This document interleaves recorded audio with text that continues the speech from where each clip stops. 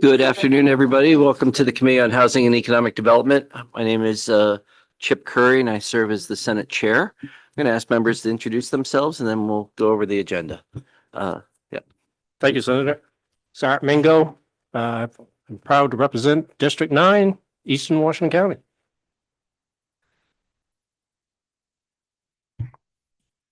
Hello, I'm Cheryl Golick. I represent House District 99, which is all of Harpswell and part of Brunswick. Good afternoon. I'm Yusuf. I represent District 118, part of Portland. Thank you. Representative Lichter. Hey, I'm Grayson Lochner. I represent House District 113, which is several neighborhoods in Portland. Mark Walker, District 84, that's Naples, Sebago, Baldwin, and parts of Standish.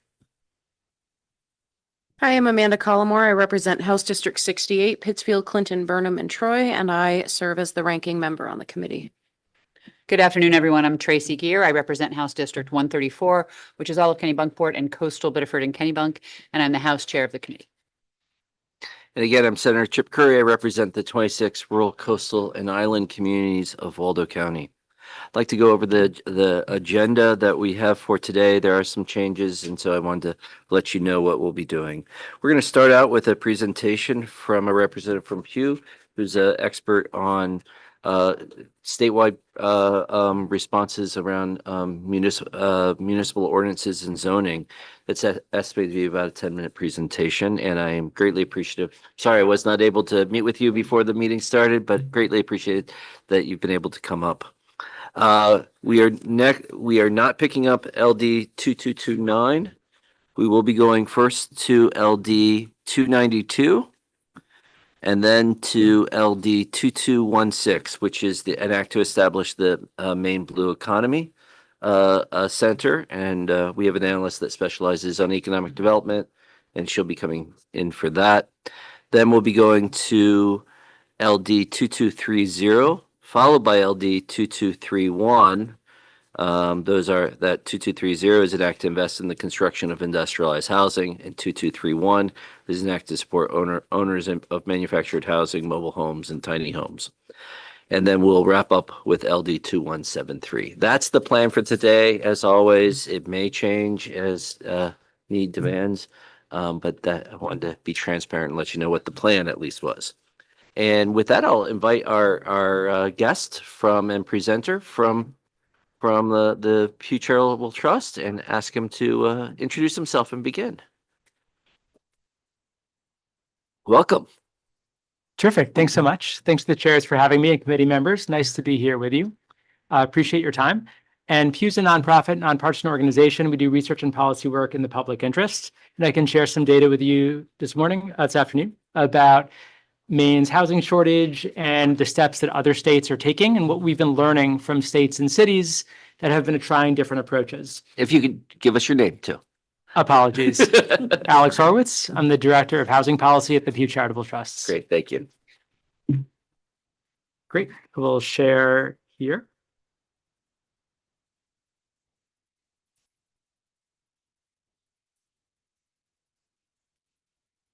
All right. Slideshow view coming on for you. All right, terrific. Great. So I want to acknowledge that we've got an enormous housing shortage in the US of about 4 to 7 million homes. And the sorts of patterns that we're seeing in Maine now, we're seeing in many places around the country as people struggle to find something that they can afford to buy or to rent. Really, the shortage is what's underlying the economics here. This is a pretty straightforward supply-demand situation. And inventory is essentially collapsed in Maine. Going back to 2019, about half as many homes are available now as were available then for sale. Anyone who's bought or sold a home knows that when there aren't a whole lot of homes out there, that creates a significant seller's market because there's so little inventory. So predictably, with inventory declining like this, we have seen prices rise. And so we've got a median home price that's increased by 76% since 2019. That puts homeownership out of reach for a lot of households. And so we have seen a decline in homeownership among younger families, especially relative to where we were a few decades ago, because there just aren't enough homes to buy. And the homes that do get built tend to be more expensive because that's what pencils, especially if a lot of land is required for each home. I think that that's pretty widely understood.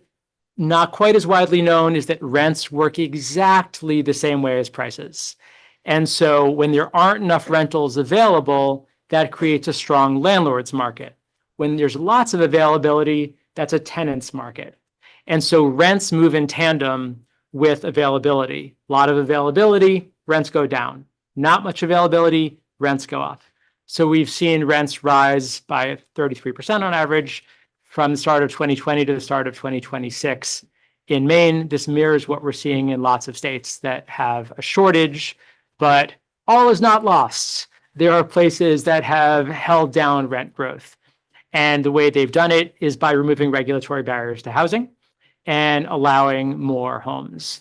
So we're looking here at Portland and comparing it with 3 other cities that have not experienced the same fast rent growth that Portland has, even though they've experienced population growth during these years. Austin, Raleigh, Minneapolis.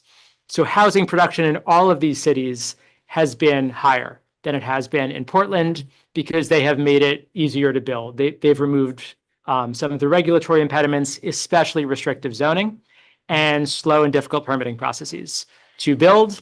And they have all had rent growth that has been half or less the level of Portland. I did check these numbers against Maine statewide.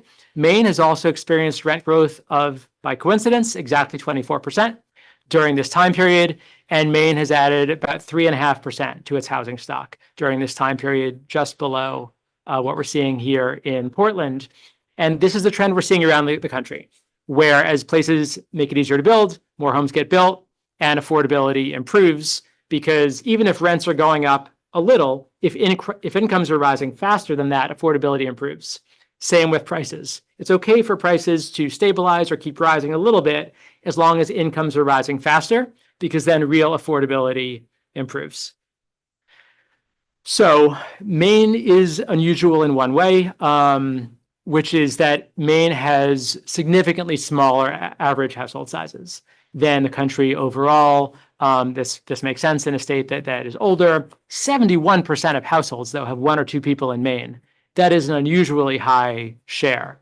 Only North Dakota and Vermont have smaller, have more people living in 1 or 2 person households, but only 22% of Maine's housing stock is multifamily, including duplexes. That is somewhat below the average from other states. So we've got a bit of an imbalance in the state with smaller than average household sizes, but more single-family detached housing, less multifamily. So we've got a bit of a mismatch between the housing stock and the demographics of the state. This is mostly not driven by consumer choice. We do see people making whatever choice is best for them when they have more options, such as condos, townhouses, duplexes, homes on small lots that require less maintenance.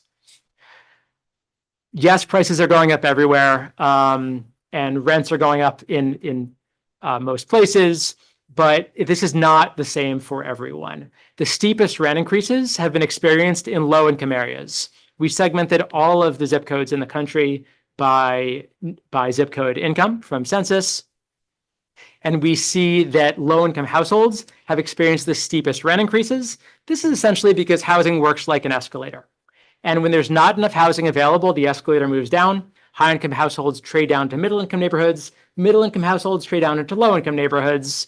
People pile up at the bottom if everyone's moving down.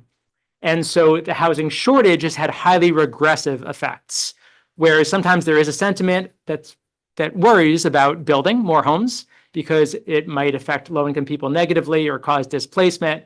We see that overall the opposite is the case, and that it's not building homes that ends up having the most regressive effects and leading to the steepest rent increases and more displacement for low-income households. Here are 6 metros that have added a lot of housing. These are all in the top 10 in the US for housing added in recent years. This is 2023 to 2024. Rents fell in all of these metros year over year, but rents fell the most for Class C apartments. Those are older, naturally affordable apartments, usually occupied by low-income tenants. And so in these places, that escalator is moving back up again.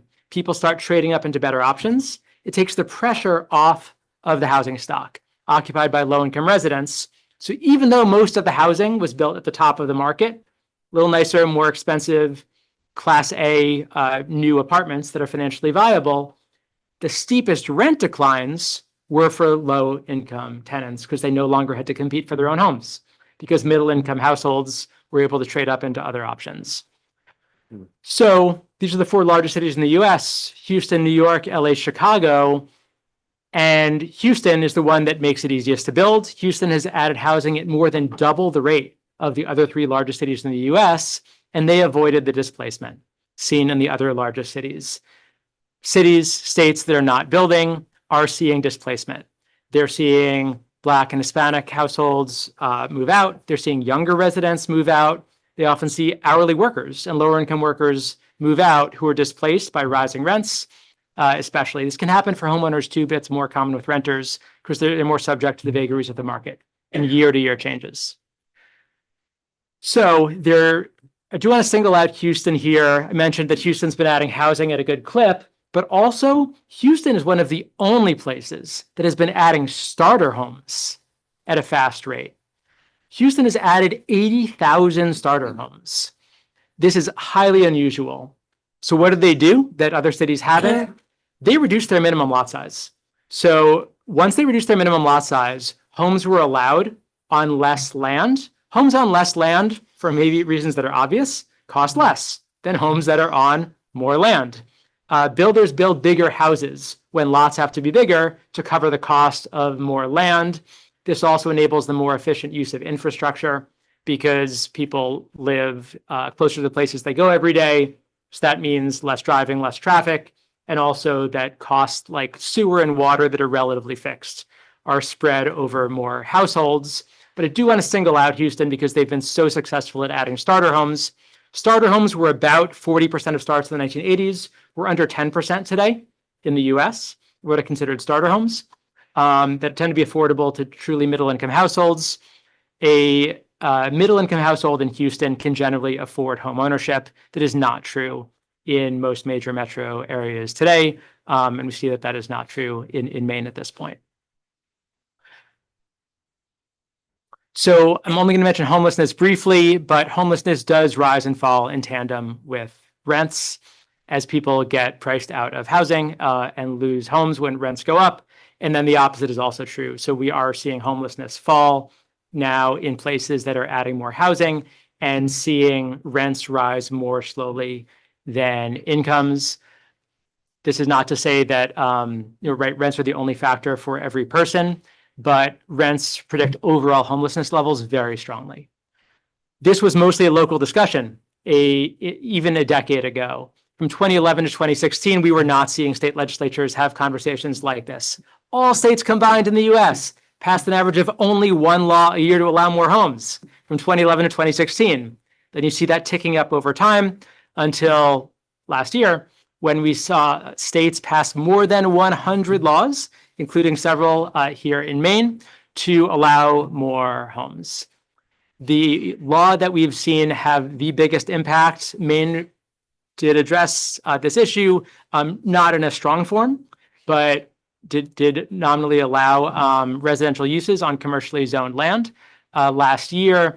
And we have seen that essentially that's the state version of the sorts of policies I showed you in Austin and Raleigh, and also in Minneapolis. And so we've seen 15 states pass some version of that law to allow apartments or housing on commercially zoned land, on commercial corridors. And more states are debating that this year. We've also seen states allow simpler permitting and inspections with third-party reviews, limit environmental review, simplify processes, shorten timelines to build, curb lawsuits and unrepresentative opposition that gets in the way of rezonings and allowing more homes even when municipalities are asking to, reducing costs for small apartment buildings and 3 to 4 unit buildings. And we are also seeing that more housing, look, it's not popular with every single person who goes to a community meeting. I recognize that. However, we are seeing pretty strong favorability toward allowing more homes across the board from the general public. And this is true of Republicans, Democrats, and independents. We are seeing laws to allow more homes, including the type that passed here in Maine last year, in primarily red states like Texas and Florida and Montana, New Hampshire, Utah, and in primarily blue states like Washington and Colorado, Vermont, and Illinois. And I wanted to share my contact information, but be available for questions. Excellent. Thank you very much. Thank you for a tremendous amount of information. And if we were at the start of the session, we would have taken 2 hours for this. And so I appreciate your brevity. And are there any questions from committee members? Representative Gear. I just had a quick one, which was, the thing that had the biggest impact, which was the residential usage and commercially zoned land. One of the interesting things about a state like Maine is we're very rural. We have, a few larger towns and then a lot of small towns and rural areas.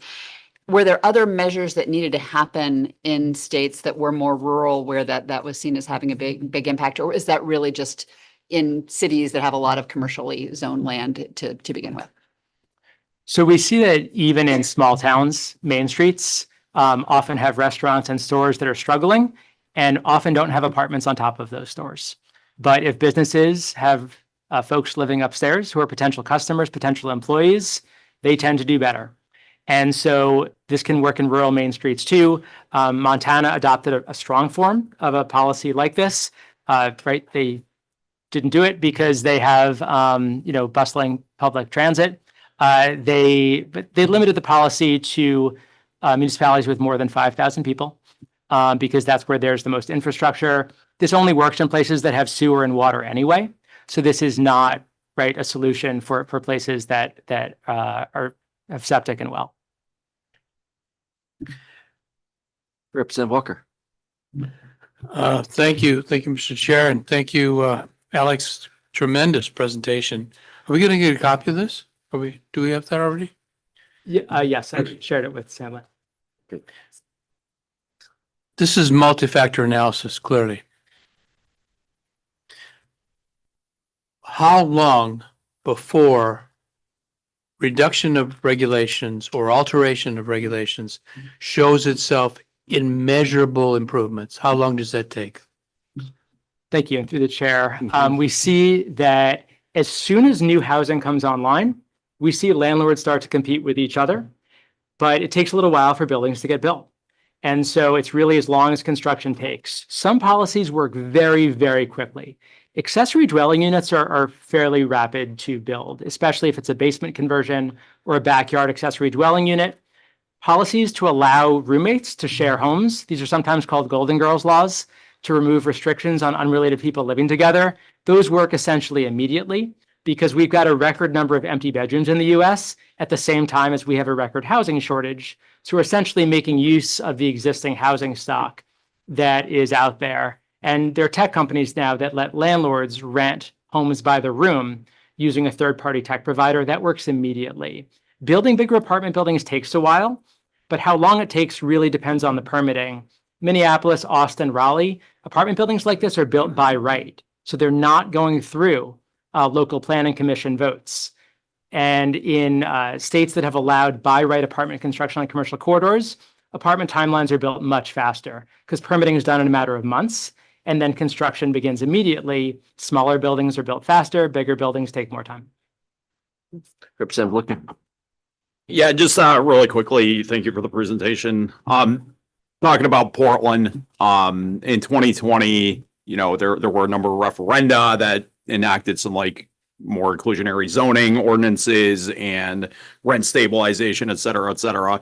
And you rightly pointed out that Portland's seeing pretty high increasing rates of rent and cost of housing since then. But also, and I ran in 2020 on the issue of housing affordability, we had seen in Portland some of the fastest increasing rents in the country from 2015 to 2019 before we enacted these really not restrictive, but inclusive zoning and we didn't have rent stabilization. So I don't know if you looked even further back, but it seems like a real conundrum in Portland where we had looser restrictions before and yet costs were going up. And so I wanted to point that out. I don't know if you have a reaction to that. Yeah, thank you. And through the chair, so we see that in places that have typically inclusionary zoning ordinances, rent stabilization, rent control, in places like that, we tend to see less supply getting built because fewer buildings are economically viable because of the share of below market rate units that have to be offered. And so the cities that have improved affordability the most, the regions that have improved affordability the most, generally do not have inclusionary zoning or rent stabilization.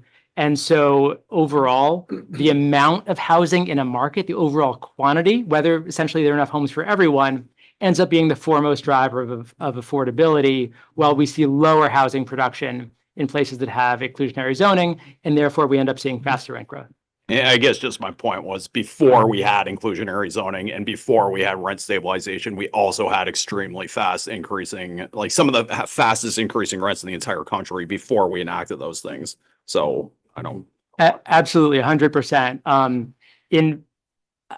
Candidly, given the zoning in place, I mean, Portland zoning has gotten somewhat more friendly to housing in the last few years. It was fairly difficult to build before. There was not by right apartment permitting, for example, on commercial corridors. Portland had parking mandates before that made it rather difficult to build. Portland's addressed those parking mandates since that time and updated the zoning, but not many projects pencil. When there's rent stabilization in place, it's hard to attract capital. And also, fewer projects are financially viable when a share of units are set aside where the builder's likely to lose money on them. Thank you. We could do this all day, but we can't do this all day. So I will say thank you very much. And everyone has Mr. Horowitz's contact information, I hope, or we will. And so feel free to reach out. Thank you very much. Great, thank you.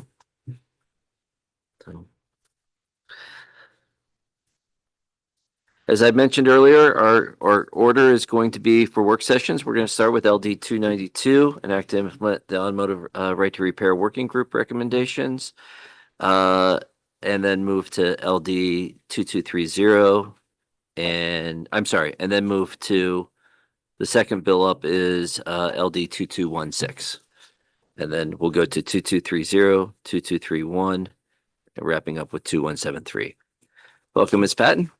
Thank you. So as you mentioned, this is the work session for LD 292. I will start, as you'll recall, this was part of the right to repair bills that the committee worked last session, and there was the Redwell full of different folders. I thought it might be helpful to only pull 292, but I did make sure that you have a copy of the sponsored proposed amendment, which was distributed last session, and then also a copy of the bill analysis that again was distributed and reviewed last session. I'm happy to read the summary of the bill if to refresh people's memories or whatever the chair. I'll ask, I want to check in with the bill sponsor to see do you have anything that you wish to say at the start of this? I would ask the committee to vote ought not to pass. Is that a motion? Yes. Okay. Second. It's moved and seconded. Discussion. Any discussion? Is the committee ready for the vote?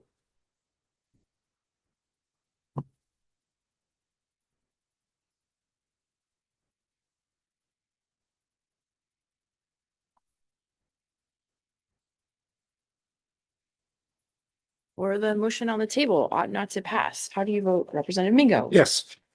Yes. Representative Mingo voting yes. Representative Mallon? Yes. Representative Mallon voting yes. Representative Youssef? Yes. Representative Youssef voting yes. Senator Bennett? Yes. Senator Bennett voting yes. Senator Curry? Yes. Senator Curry voting yes. Representative Gear? Yes. Representative Gear voting yes. Representative Collmore? Yes. Representative Collmore voting yes. Representative Walker? Yes. Representative Walker voting yes, and Representative Lookner. Yes. Representative Lookner voting yes. That's unanimous of all present. With that vote, we will close the work session for LD 292. We'll now open up the work session for LD 2216. So as you'll recall, we worked this bill yesterday. and during which the stakeholders from and representatives of the Blue Economy Center presented an amendment that was a strike and replace, and walked through that amendment line by line with the committee. During that work session, a number of amendment requests were provided. And so I was charged with putting all of those amendment requests into language that the committee could review in its entirety today. So I'm happy to walk through this amendment. I will say, so the highlighted language indicates language that is new to this draft. Non-highlighted language is what was reviewed with the committee yesterday. So I'll go through this, starting on page 1 here. We provided a definition section, which was discussed. So blue economy is now defined. And Representative Lookner, we included marine, recreation, and tourism within the definition of blue economy. We also defined commercial fishing to clarify that means wild marine organisms from their natural habitats, which I think addresses the concern surrounding live fishing. We updated the board of directors, so there are now 17 members. And I'm on no page numbers, so drop the ball on that one. I think this is now page 3. Turn this around in less than 24 I know. hours, so we'll give you some, Well, some, thank you. leeway there. It's appreciated. So looking at number 4, this language, the highlighted language, was from the language provided by Senator Dusan, which Representative Gear asked that I try to incorporate and bring over the board of director language that she provided, as well as what was discussed yesterday. Moving down to number 8, that clarifies that it is a private sector, which is what Representative Mingo requested.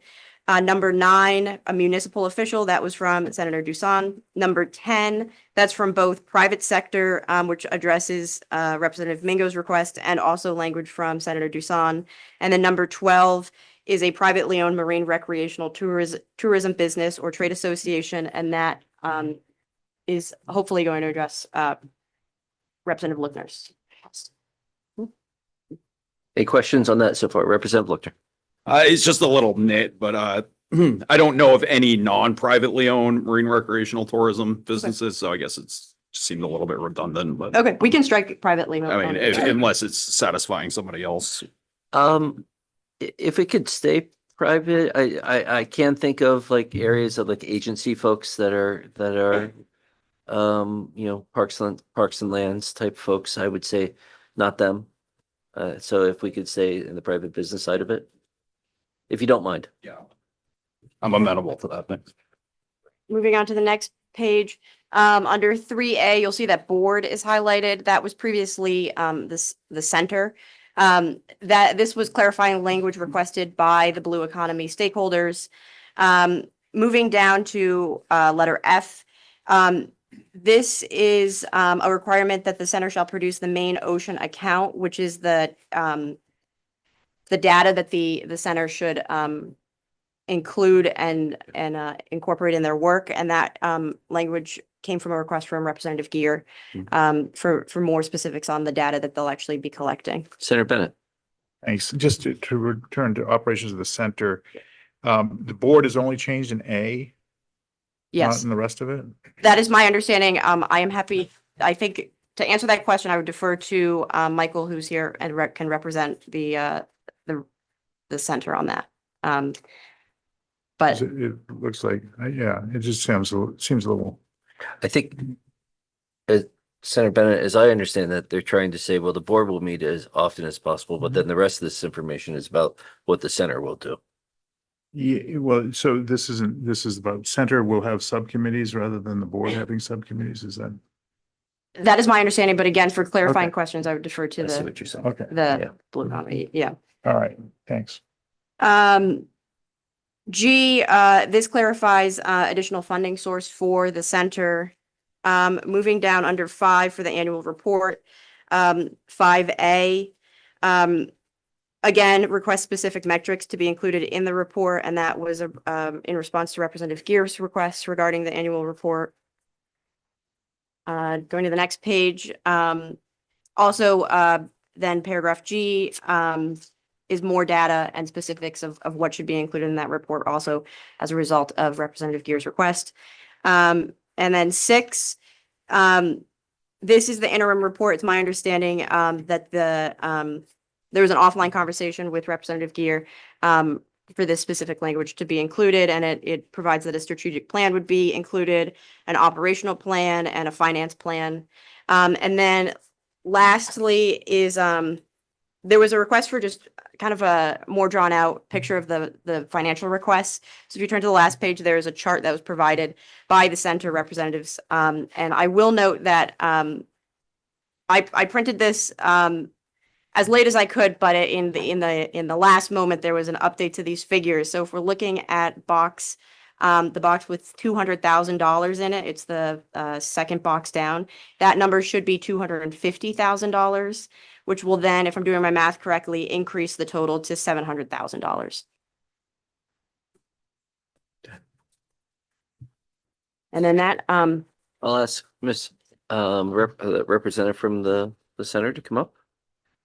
And for some reason, I continue to struggle with your last name. I apologize. If you could say your last name, introduce yourself. Sure. Yes. Thank you, Senator Curry. It's Michael Connaughton is the last name, just like Connaughton. Jonathan with a C. Okay, It's a little unusual. that you will know. help. I So appreciate now it. it'll stick as long as you don't. So confuse the first name. I wanted to follow up on Yeah.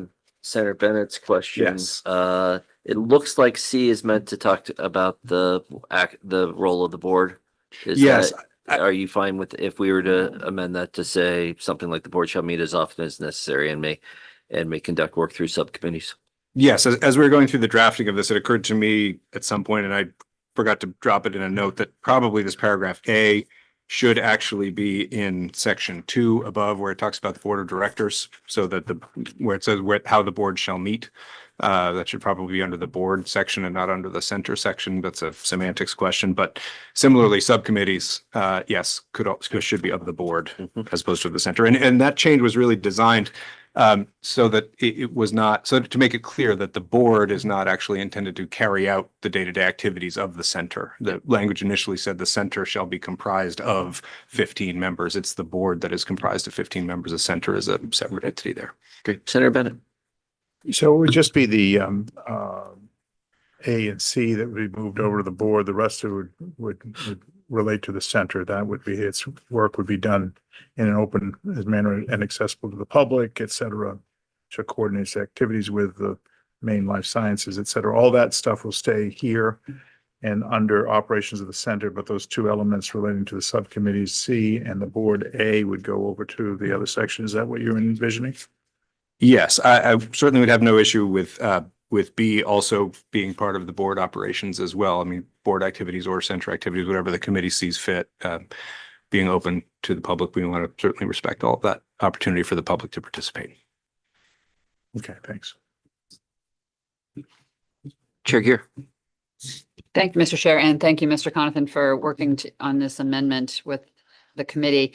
On F under the center, the main ocean account, I think is a valuable part of this in terms of setting a baseline for where we're going from. The one piece that I'm still not seeing is the revenues from businesses from blue economy activities as part of that baseline. And, we have a number of businesses operating in the sector as well as employment data. But I would also just like some sort of baseline to say, and they're already generating X revenues from blue economy activities as we define them, so that we can say, then what it will be looking for in the future is net above that. Yes. And can that be added to that account? I would have no concern with adding that. Yeah. Thank you. This is a Charlie Colgan question, and unfortunately he couldn't be here today, but I'll speak on his behalf and say we're fine with that. Thank you. Thank you very much. We don't see any other questions for you. Great. Thank you. You ready with more? Oh, sorry, just one more question. This is based on the budget changing to 700,000. Does that mean that the in the section that talks about the general fund amount, should that also be 700,000? On page, Bottom of 6. the appropriations allocation section. yes. Yeah, I will say that I have not updated that section because that is an OFPR. So what I will do when it goes to drafting is I will send them the information that's provided on that last page with the box. And then they'll work from there. But sorry, I should have clarified that has not been touched since it was initially drafted. I seek a clarification there. So we can also just say a dollar amount. Yeah. And then that's the fiscal note. Yep. We could say that we want all this and this is the amount that we want in Mhm. there. Yeah. Okay. Yep. All right, great. I'm struggling with the $1 million ask on this, given where our budget is. And so I'm trying to find the right dollar amount in my head. So, I appreciate that you put forward one that was 700,000, that of what you had, but I'm still struggling a bit. Representative Gear. Thank you, Mr. Chair. And I also would just ask the question of you, Mr. Conathan. Is the part of the goal here to also generate fundraising and contributions from other entities that would contribute to this? And is that part of anywhere in this calculation? This is the operating budget as I see it, but how are you hoping to garner additional funds for this? Sure. I mean, I think there's always a benefit to having some dedicated state funding to use as match or leverage for philanthropic grants or for other federal grant opportunities. There could be some opportunity to have some of those components come and be part of the funding structure here. I think that's part of what the center director and the staff and the board will have to address as they move into the work. I think it would be hard to sit here and say, well, we're sure we can raise $500,000 from, these other sources, but we know there are some federal sources of funding for blue economy development in general.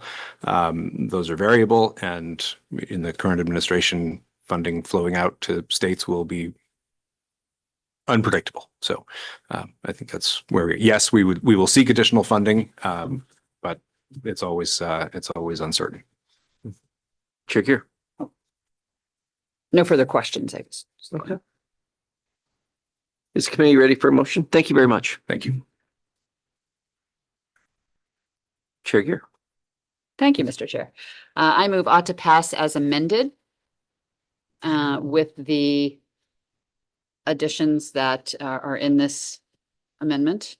And then with the added language under F, the main ocean account, to include revenues to businesses from blue economy activities.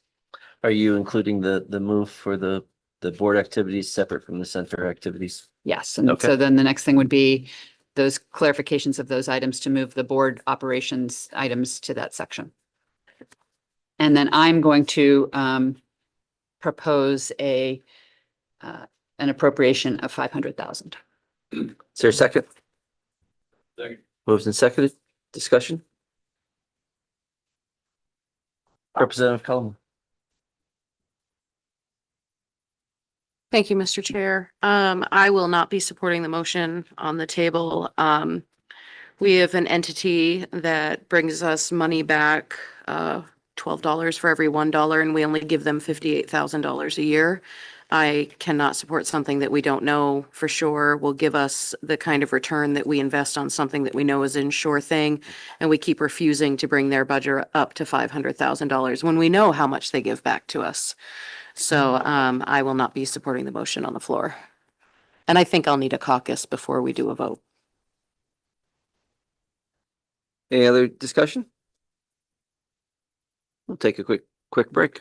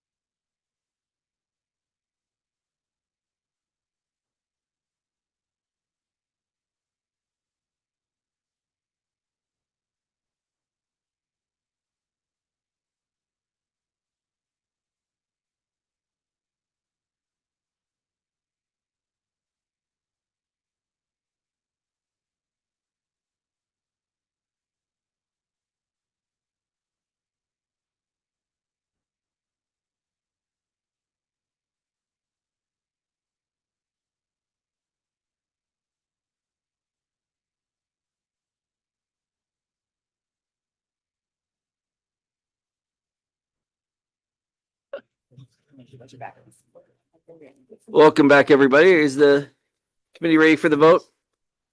We have a motion on the table. Ought to pass as amended. I'll ask the clerk to call the roll.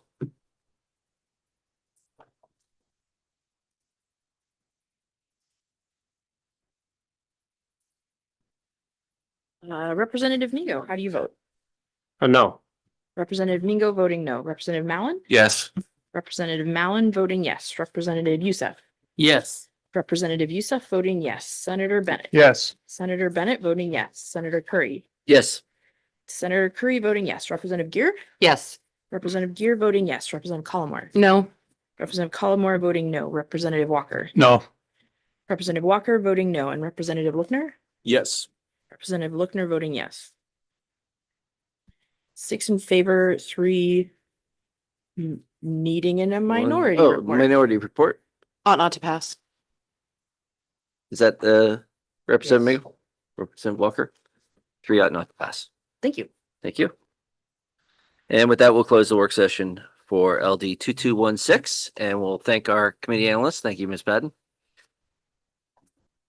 And we'll welcome our committee analyst. Welcome, Ms. afternoon. Westfall. We'll now open up the work session for LD 2230.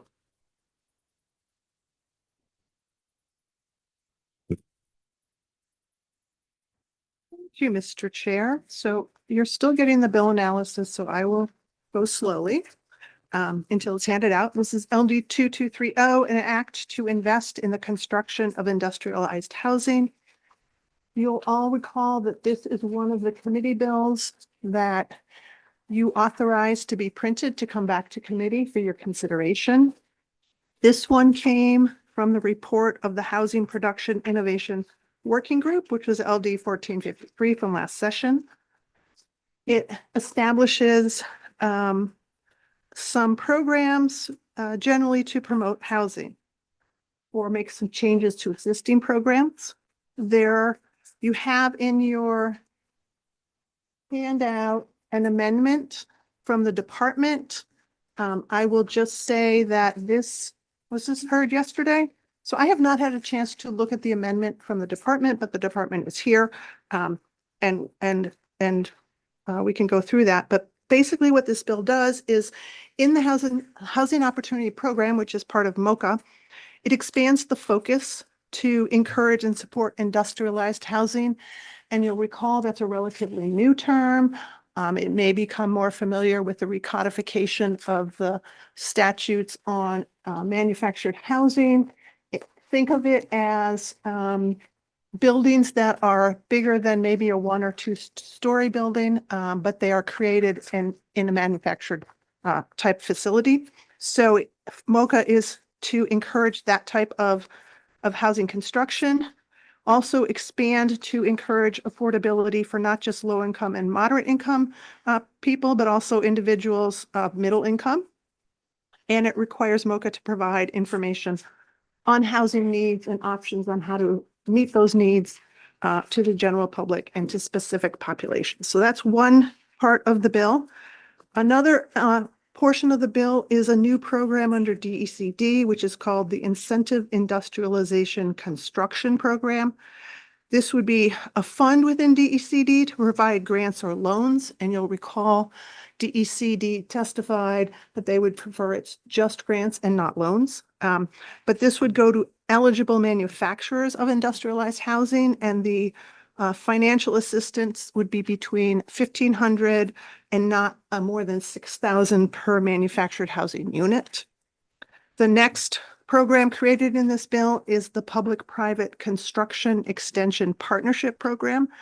And that is asking DECD to design this construction extension program by January of 2027 and to give a report to this committee on that extension program, along with any recommended legislation they may need.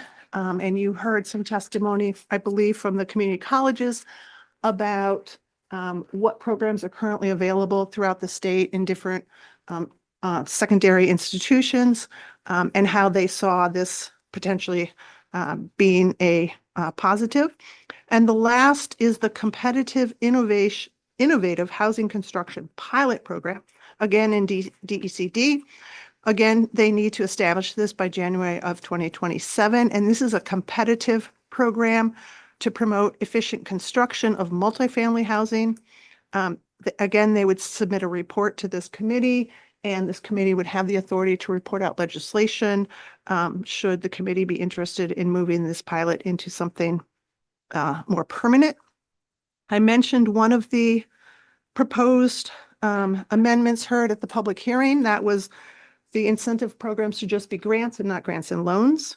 Another one is do not require MOCA to define the terms. The bill requires MOCA to define low income, moderate income, and middle income. And as we've discussed in other bills, low income, they're often defined in rules or guidance, particularly by Maine State Housing Authority. They're generally not defined in statute, allows a little bit of flexibility, and they're often defined in relation to federal HUD guidance, at least with respect to low income. And there was also a comment to not require MOCA to adopt rules to implement the home program. I just want to point out that the language in the bill is actually permissive. It doesn't require MOCA to adopt rules. It gives them the authority to adopt rules. I'm not sure that is an issue that remains. There was a question by a member of the committee on the return of investment on similar loans and grants, and I can say that I was not able to find that kind of information since yesterday. And I did not see any substantive policy or legal issues other than the ones that were, raised with these types of programs and the cost of them. And at this point, there is no fiscal note. And again, there is an amendment that DECD submitted, which you have. And as I said, unfortunately, I have not had an opportunity to look it through. But DECD is here to perhaps help us all get through it. Chair Gear. Thank you, Mr. Chair. And with regard to your well-noted comment about the ROI on similar grant loan programs, understand that to find a comparable for that could be difficult. Is there a way to draft provision in the legislation that would say require the program to measure the housing that results from the grant program and then to calculate the return on that housing in the market? I can say there was a way to draft language on it. Whether there is a way to do that would be something I think for the people who actually run the program. Other questions? Representative Walker. I'm looking at the language here of now we are talking about 2230, right? Yes, Okay, I want to be sure of that. yes. Sometimes I zone in and out here.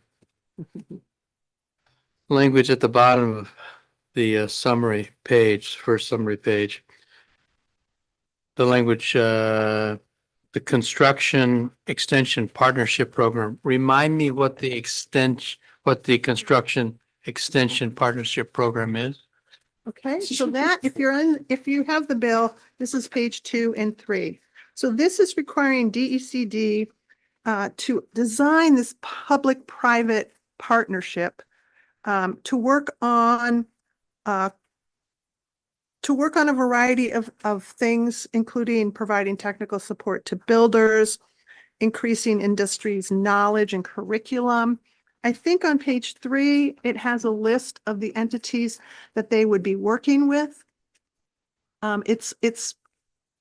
Which includes the Department of Labor, the Department of Education, MOCA, State Chamber of Commerce, general contractors, community developments, of course, starts with Maine public and private institutions, including community colleges and career technical education schools. And they had quite a broad purview. They can support apprenticeship and other workforce programs. It was directing the department to work with those other entities and design something that would move forward the use and the construction and the availability of workers for industrialized type buildings, housing buildings, and to do that, design that, and by next year, report back to this committee on that proposed design. So this is telling them to go design something. Representative Collmore. Thank you, Mr. Chair. So I'm so sorry. I'm so tired, so I'm processing is slow for me today. Did I hear correctly? We're being asked to make this only a grant program and that we're being asked to say they can make rules, but they don't have to. Am I hearing for the amendments? Am I hearing that correctly? So there's 3 different components. So the rulemaking, let me just make sure I have this right.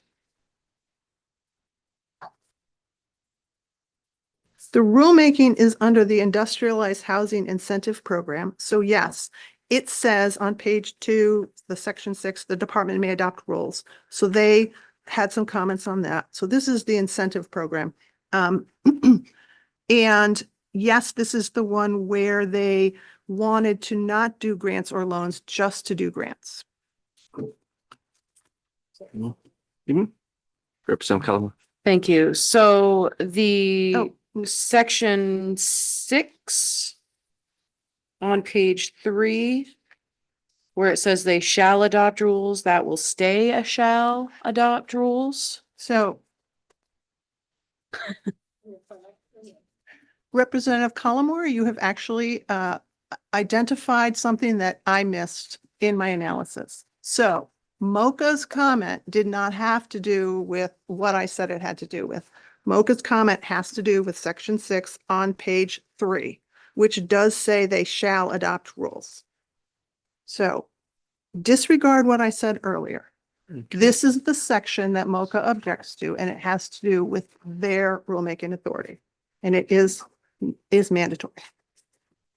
So thank you for catching that. I'll ask if if we could tag team with a representative from DECD and Mocha come up. That'd be all right. Great, thank you.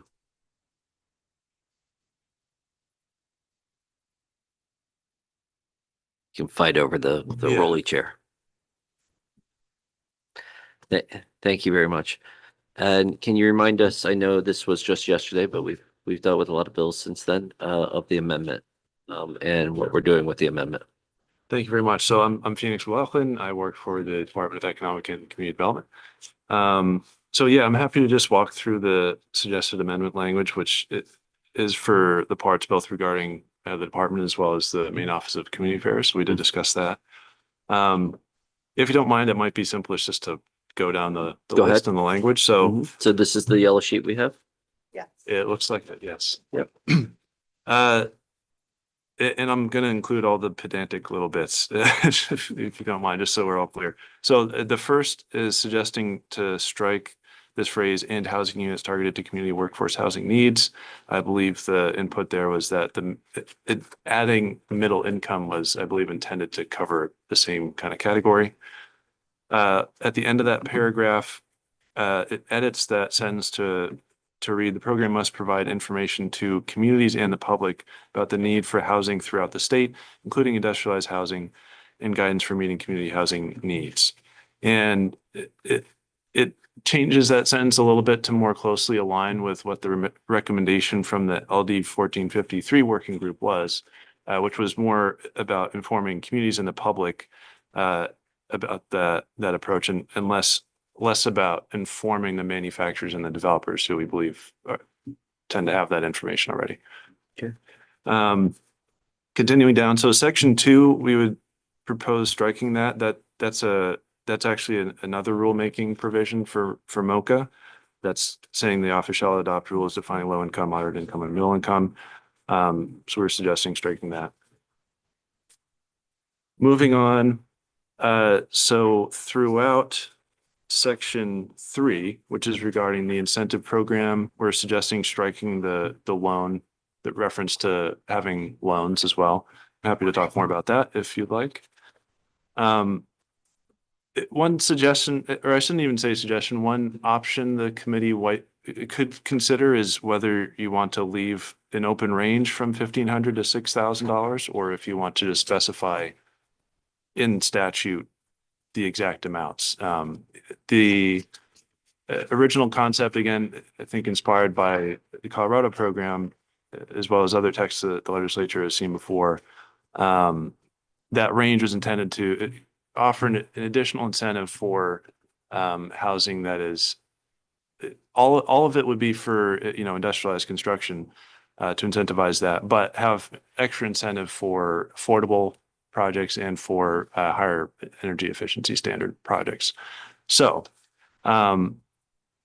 whether the committee would like to specify those amounts exactly in statute or just leave it up to rulemaking, I suppose that's up to you, but I just wanted to point that out as a consideration. And similarly, that you could decide to define affordable or energy efficient in the statute, or again, we can handle that in rulemaking. Let's take a Yes. question here, Senator Bennett.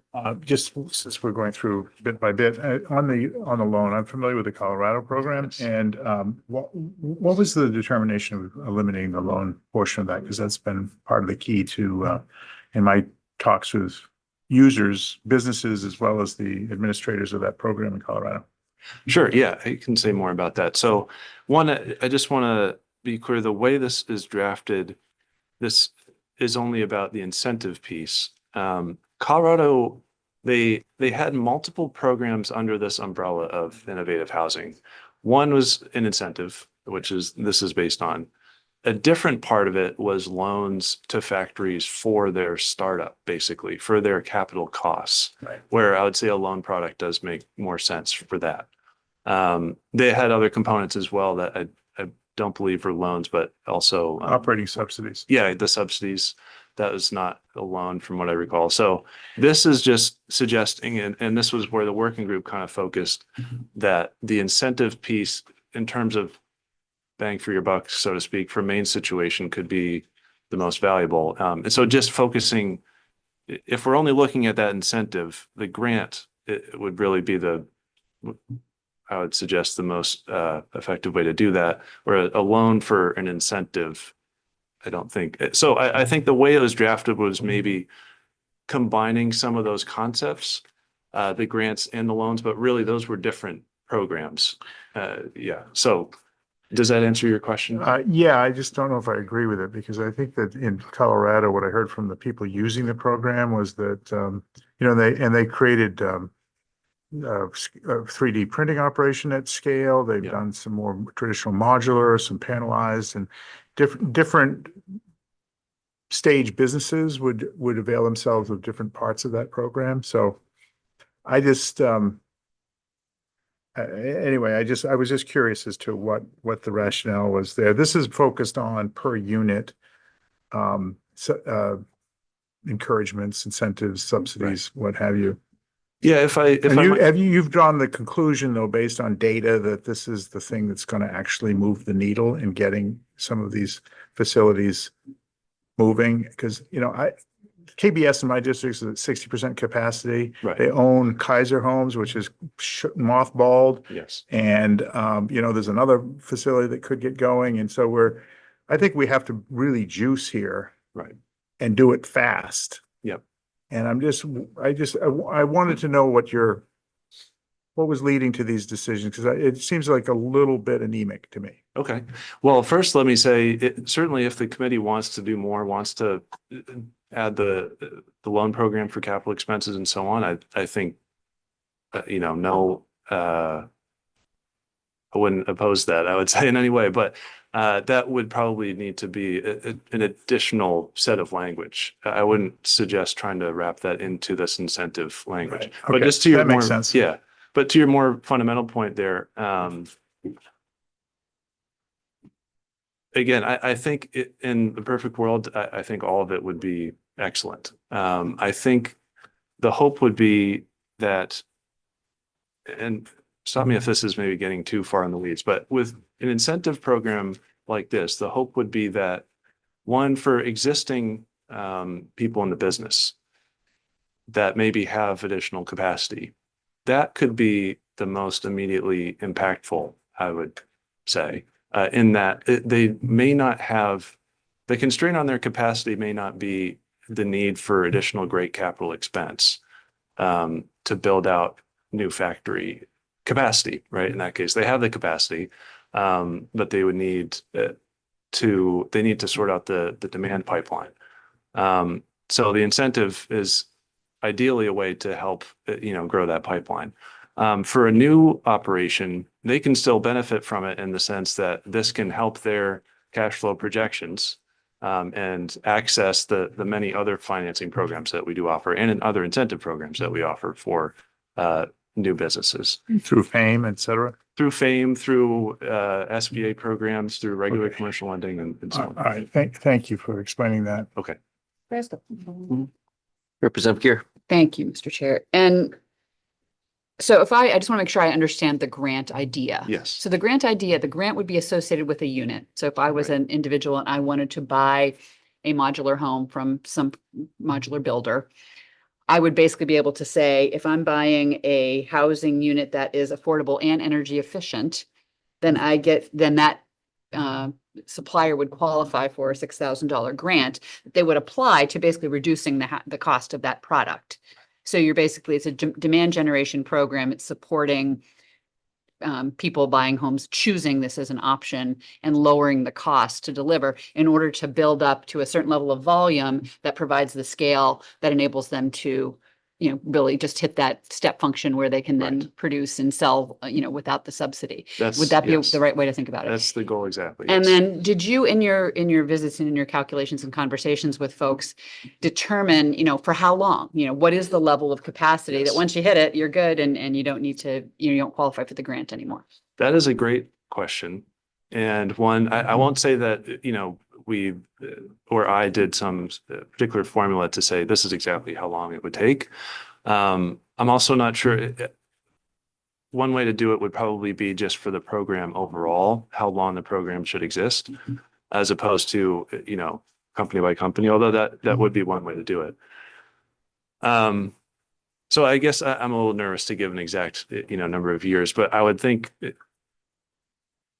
around 5 years maybe, because again, to what I was testifying yesterday, the idea is that this could be a better, more cost-effective way of doing things, but you need to kind of reach that higher level of production to unlock that value. So once you're there, if you haven't unlocked that value, then either the program is not accomplishing its goal and you need to try something else, or you have achieved it and it's no longer needed. So I do think there is a time frame that after which it's probably best to not continue this program. Representative Cullimore. Thank you, Mr. Chair. So with the program, whether it's grant or loan, you're saying maybe we shouldn't define the levels and allow that to be part of rulemaking, but also asking us not to require rulemaking. So I'm trying to understand the balance there Yes. on how that is, and that you wouldn't define middle, low income, but we also, because that was defined in the original bill, but we're not referencing what low, middle, affordable income is either in the bill. So I'm trying Yes. to understand that. Yeah, thanks for asking, because it is a little confusing because there are a couple different pieces in the bill, and I think some of the conversation it has. Let me try to clear it up a little bit, okay? The best I can, right, in my read of this. So, Section 1, or I should say this: Section 1, Section 2, and Section 6 are all about the Maine Office of Community Affairs. They're not about the incentive program. That Section 2 and Section 6 say that MOCA shall adopt rules regarding a couple different pieces here, not related to the incentive program. Correct? Thanks. I should be checking with you more. The rulemaking provision under subsection 6 of Section 3 is related to saying that the department, meaning DEC in this case, may adopt rules to implement this section, meaning the incentive section. So we want that to stay. That should stay there. What I was saying earlier with regard to whether the committee wants to define things like the exact incentive amounts or even go and define the terms affordable or energy efficient. As originally printed, that was not in the text. And so if that was not added, then we would want to do that in rulemaking, I think, to be clear. So my comment there was just that the committee could choose to do that if you prefer to have that in statute, just to kind of clear that ahead of time, or, you know, using the rulemaking authority that is in there and we would like to stay in there, we could do that as a department. I hope that answers your question. Please. Thank you. So if we were to go the way that it would be rulemaking, shouldn't be the department shall adopt rules instead of may, because then we would want you to adopt the rules to make sure that it's very clear what that is. Yes? Yes, except Yes, but. the one sticking point could be, and this starts to get a little out of my depth, to be honest, with the legislative process, is that if this language passes into law, because it doesn't, this, again, sorry if I state any of this incorrectly, but this is establishing a fund and a program, but it doesn't inherently require a certain amount of money. So if the language went into law establishing the fund, but was not actually funded, and then it does still say that we must, or we shall adopt the rules, you know, that would be a bit of an odd situation, I might say. So You don't want to spend 6 months developing rules that for a fund that not- doesn't exist. yes. So again, you all, I do defer to you all in terms of legislative process and whether that's a real concern or not, but that would be my only hesitation with having it say shall. Thank you for the question. Representative Lookner. Thanks, Mr. Chair. Just coming back to the loans thing, I know you said that, you know, DECD doesn't typically do loans, like Maine Housing does loans, FAME does loans, but how I'm reading this, it says grants or loans. Right. So wouldn't you be able to determine which one is more appropriate in that instance and say, like, at some point in the future, if it became more feasible to do loans, we establish this program, and then at some point in the future, you decide it became more feasible to do loans? But what's the harm in leaving that in there? The only thing I might say, and thanks for that question, because that is a good point, right? It says or loans, we could just not do the loans if it's a problem to do so. The only thing that gives me pause is similar to that previous comment, where if it's in the statute, you know, we want to be faithful implementers of the statute. And if it says that we're offering grants or loans, there could also be an expectation among the businesses that they have that option and point to the statute and say, you know, you're supposed to have both options for us. But even aside that, you know, it could be interpreted as that we do need to set up that capacity to offer the loans, which is kind of the administrative issue for us, in that that's a pretty big endeavor. Would it help to just like clarify that, you know, to be exercised at your discretion, which one is more appropriate? If the committee would prefer that, you know, that would be an option. Thank you. Senator Bennett. Did you look at LD 1912 at all and the language that was developed around that as you looked at this? I didn't serve on this group that Yes. gave birth to this idea, but that is my bill, and Right. which has broad co-sponsorship as a bond. It's parked down in AFA right now. Did you look at that language at all? I believe that's where some of this language came from, most likely. Yeah, it's a little bit more developed there in terms of like the range of based on Colorado's experience, Yeah. which is pretty robust. Yes. So I just wanted to see if you'd looked at that. Okay. I guess we'll be taking this up soon. Okay. If I could just say, just to finish out the the last line here all was just the section 6, removing that. That was the only other item in the amendment, and then the associated changes in the summary. So just to wrap that up, that was the only other text there. Representative Collmore. Thank you. So, I have a question about the rules part for section 6. Thank you. Why would we, and I apologize for missing yesterday and not having time to watch before today's work session. But why would we want to remove a requirement to make rules for a brand new program? So there's a bit of this is one of those things where, we don't know why some pieces of spill are in here. So like section 6 feels to me like an orphaned section that I'm not sure what it refers to. There's no, MoCA would have no responsibility for the incentive program, and it doesn't seem to say what we would be adopting rules about. So it's a mystery to me why that's in there. And so unless someone has a purpose for which they'd like us to make rules, I would suggest we delete it.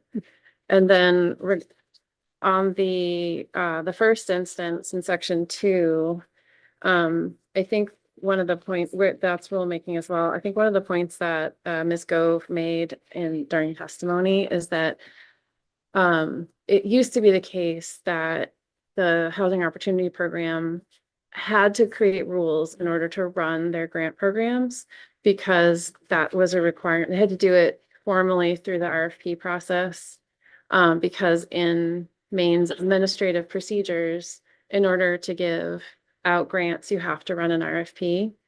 That doesn't work well for community grant programs. So last year, you all took some existing exemptions that were in place for the Community Resilience Partnership and the MPAP program, and expanded those to all of MoCA, so that now all community so grants that are going to communities in MoCA can be done without the formal RFP process. And we do it based on a program statement. So there's no longer a need to have rules to run grant programs. And in fact, having rules to run grant programs reduces our ability to sort of be nimble with them and respond to community needs. So we do program statements, which is a written description of the grant program, so everyone knows what it is. It's clear, it's public information, without it being a rulemaking. And so we couldn't find, since we don't need rules to run the grant program, and we don't need rules to run a technical assistance program, we couldn't identify what the benefit would be of having a rule regarding these income terms. And in fact, having these in rule, I mean, there's so many different places in Maine state agencies where income level is assessed that there's some discussion about it might be a good endeavor in the not too distant future to look comprehensively at how income levels are defined across lots of different purposes and different agencies. And we think that would be a more fruitful endeavor than having the HOP program do income levels for a sort of unclear purpose in a grant program that doesn't need rules, when we could sort of address the issue more broadly, and not introduce another set of income terms here. So those are the reasons why we think section 2 and section 6 are unnecessary and actually may create some confusion. Okay. If I may, I just want to follow up on the comment about it being an orphan.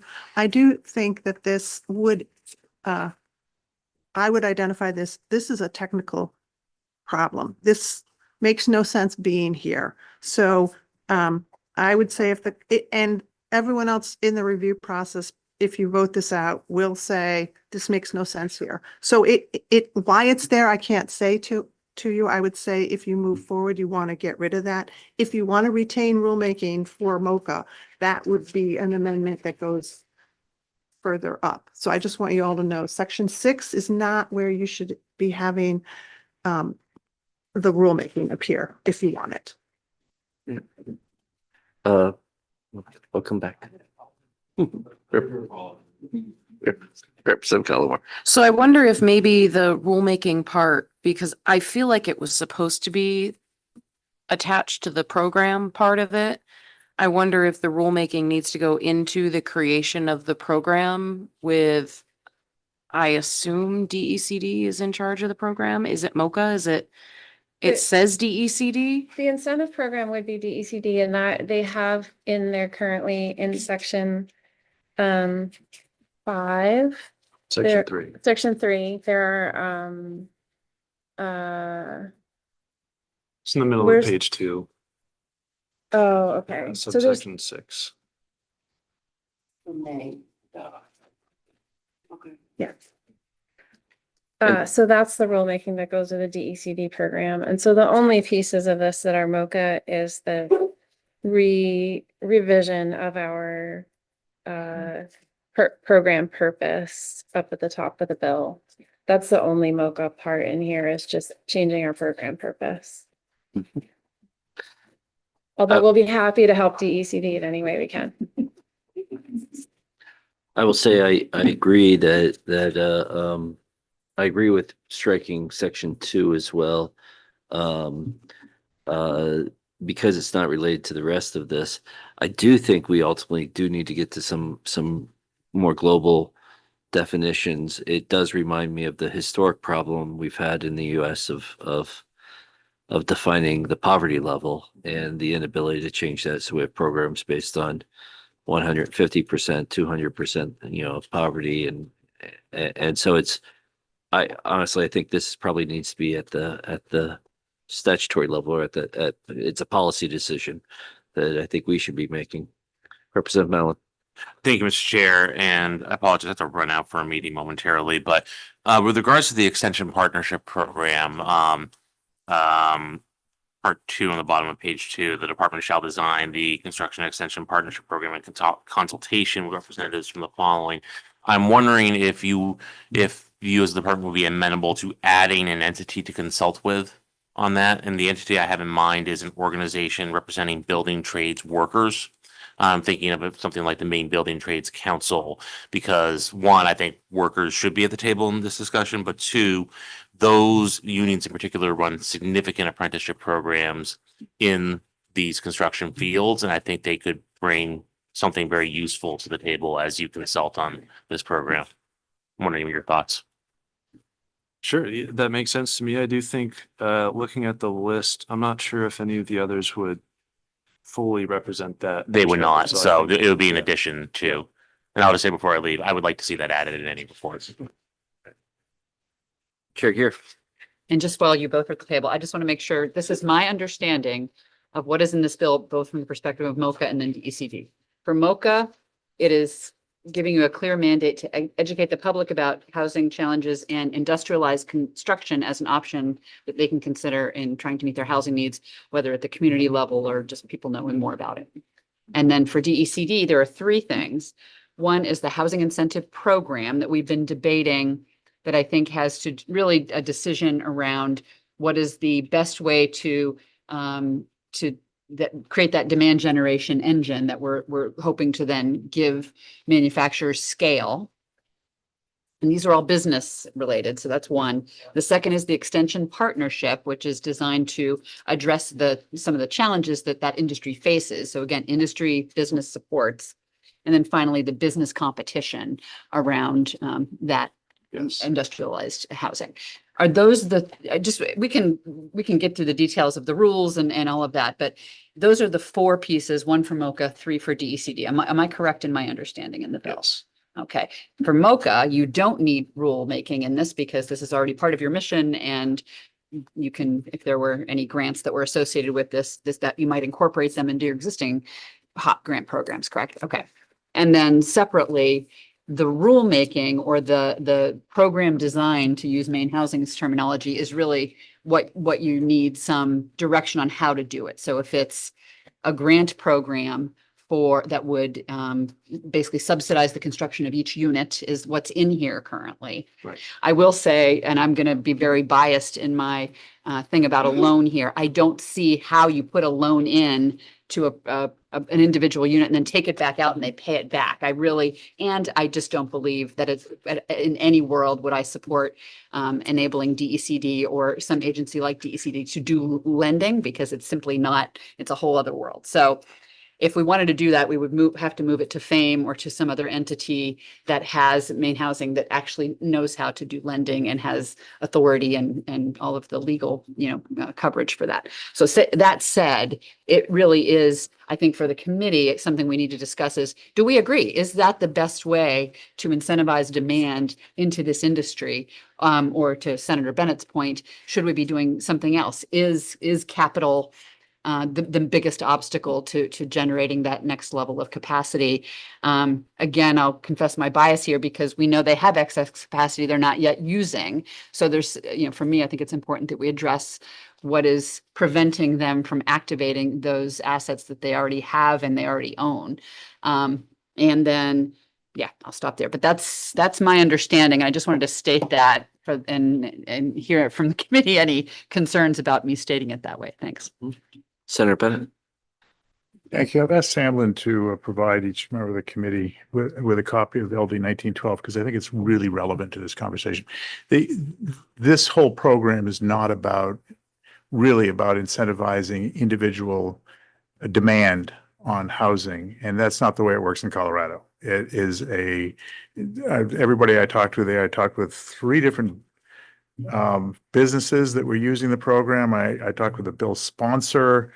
I talked with the people at their version of DECD who's administering it. And although it's the per unit incentive looks like it should be something that would drive down price, it's not really what it does. What it does is it opens up the capacity for the companies to see a greater pathway to profitability, which leads them to expand capacity. So this is very much supply side kind of stuff rather than demand side. The loans were part of that program there. Look, we have a housing crisis, and I keep coming back to this, and then we take these steps, which to me are half measures. And what worked there is they took $40 million of ARPA funds and they put it in this program. And I saw your numbers. The numbers I have suggest that when they get it fully going in the next couple of years, they're going to be building 3,000 houses a year under that program. And it's stimulated at least the development of 6 different business entities in Colorado, where Coloradans, mostly in rural Colorado, are building houses for Coloradans more in developed Colorado. And it's meant that I forget the numbers, but they're not bringing in several thousand units of housing from out of state that they were. So I just say that I just worry that this is like, it's a half measure. It's like, doesn't really do the job. And so one of the questions I have is, like, what are the results? How much money are you going to spend under this?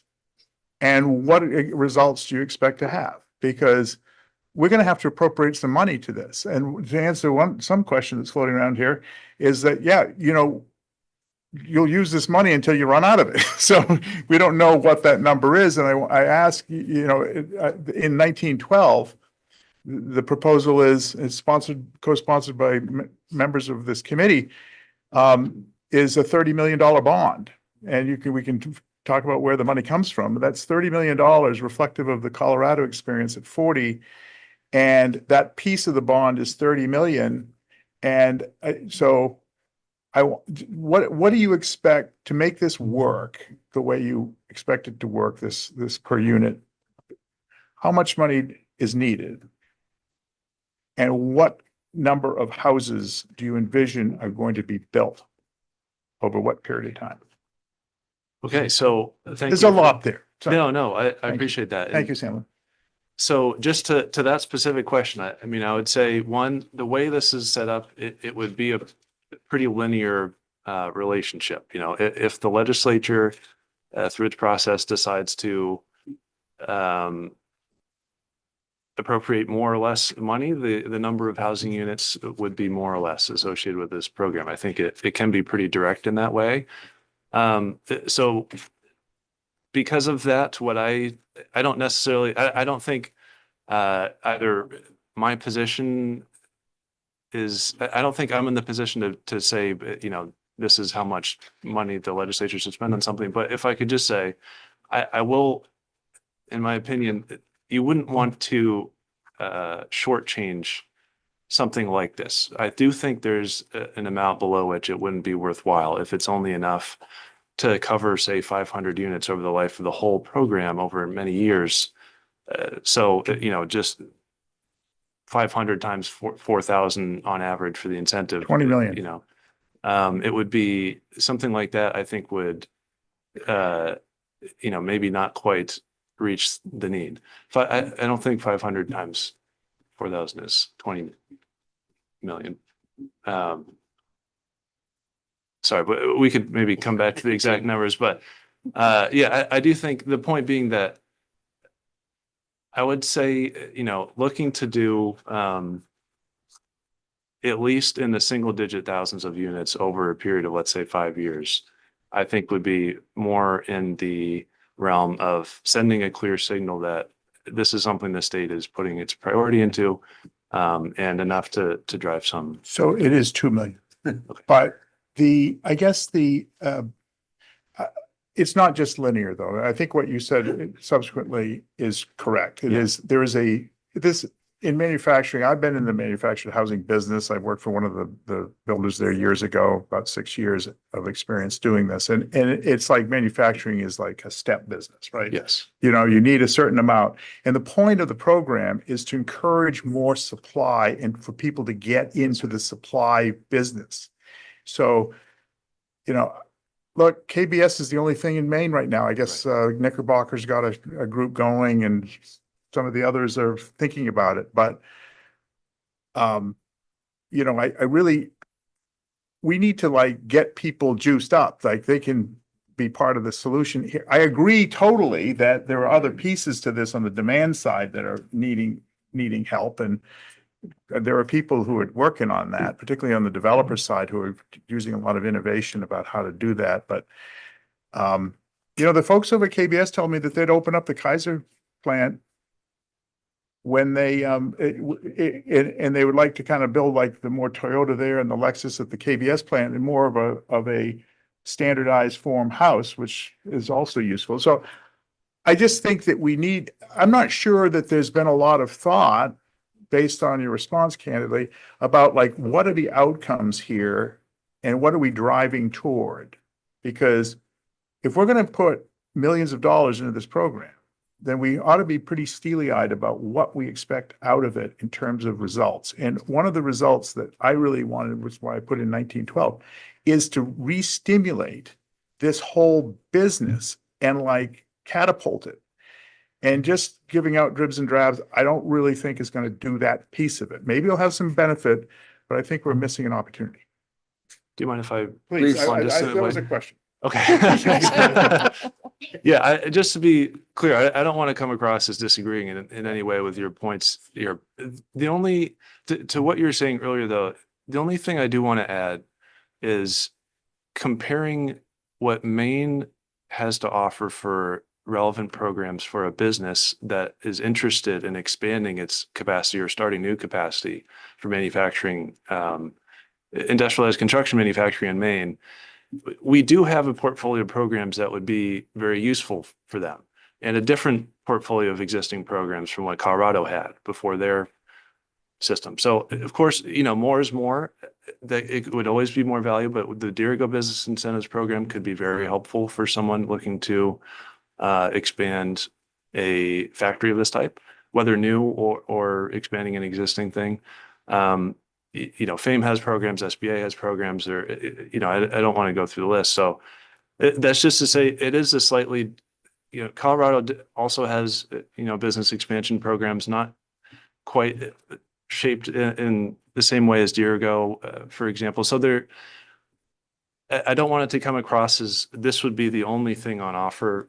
Either, I don't want you to have that impression, or if any business is listening, that this is the only thing that would be on offer for expanding that type of business in Maine. There would be a portfolio. This would be, an extra boost. But certainly, I don't want to come across as disagreeing in any way with your broader point. Other questions for either representatives of MoCA or Director Horn or Mr. McLaughlin? Chair Gear. And just to put a fine point on this issue, was part of this work doing any calculation in your conversations with suppliers, with manufacturers in the state, of the number of units that they would need in order to justify starting production to cover their capital costs at that level that we're hoping to get to, whatever that might be? Do we know that number? Because that's really where if we need to incentivize it, there are a lot of ways to get there to create that incentive, but without knowing what we're trying to do, it's really hard to figure that out. Right. Yes. I think that's a fair question. So it depends on who you ask, because each business does have different, quite different, how would I put this? Ideas about how many they need to be worthwhile. To the extent there is, one business we've spoken to a fair amount that particularly is aiming at, lower volume, they use the term microfactory, I suppose. So specifically, they are intending to only be in, high dozens, low hundreds a year from one facility. But they would need to, that they still need to know that demand is there for that facility to be worthwhile. The larger, say, a manufactured home facility, the larger ones tend to be, they're not as big as you might think. I mean, they tend to be in the, between 1,000 and 2,000 units per year. At least, again, just ones that we've spoken to. So the reason I'm putting it like that, instead of just saying, oh, it's just, 750 units a year, that's the incentive that everyone needs, and that's that. It does vary, and the associated cost then for the incentive would depend on the size of their operation that they decide to pursue. And the way this would be set up, it doesn't just say, if they produce the unit, they get the incentive. There could be another approach, I suppose, if you want to go this direction, where we do some sort of calculation with each business ahead of time and say, you've shared your pro formas with us, and we see that you only need this subsidy for X number of units until you're up and running, and then we'll end it there. That would be maybe a different approach that's more directly in line with what your question of, talking to businesses and getting like, how many units do you need before you're at the appropriate level and kind of you've taken off, so to speak.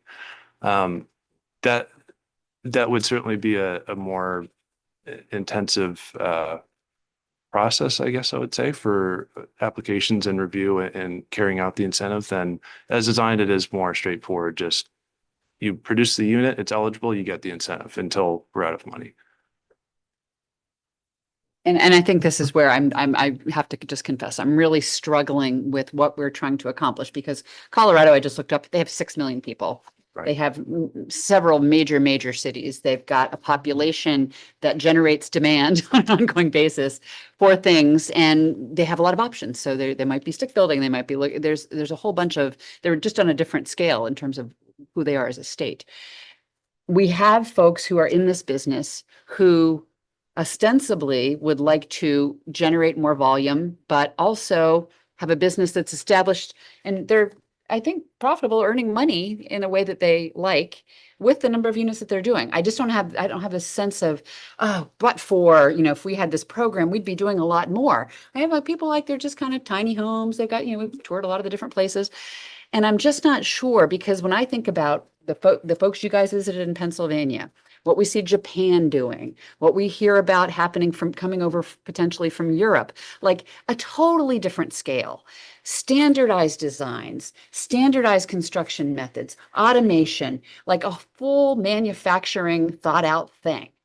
And I just feel like we're trying to find a place where either main companies want to step up to that, or potential companies coming in from other parts of the country or the world already have that kind of a system in place.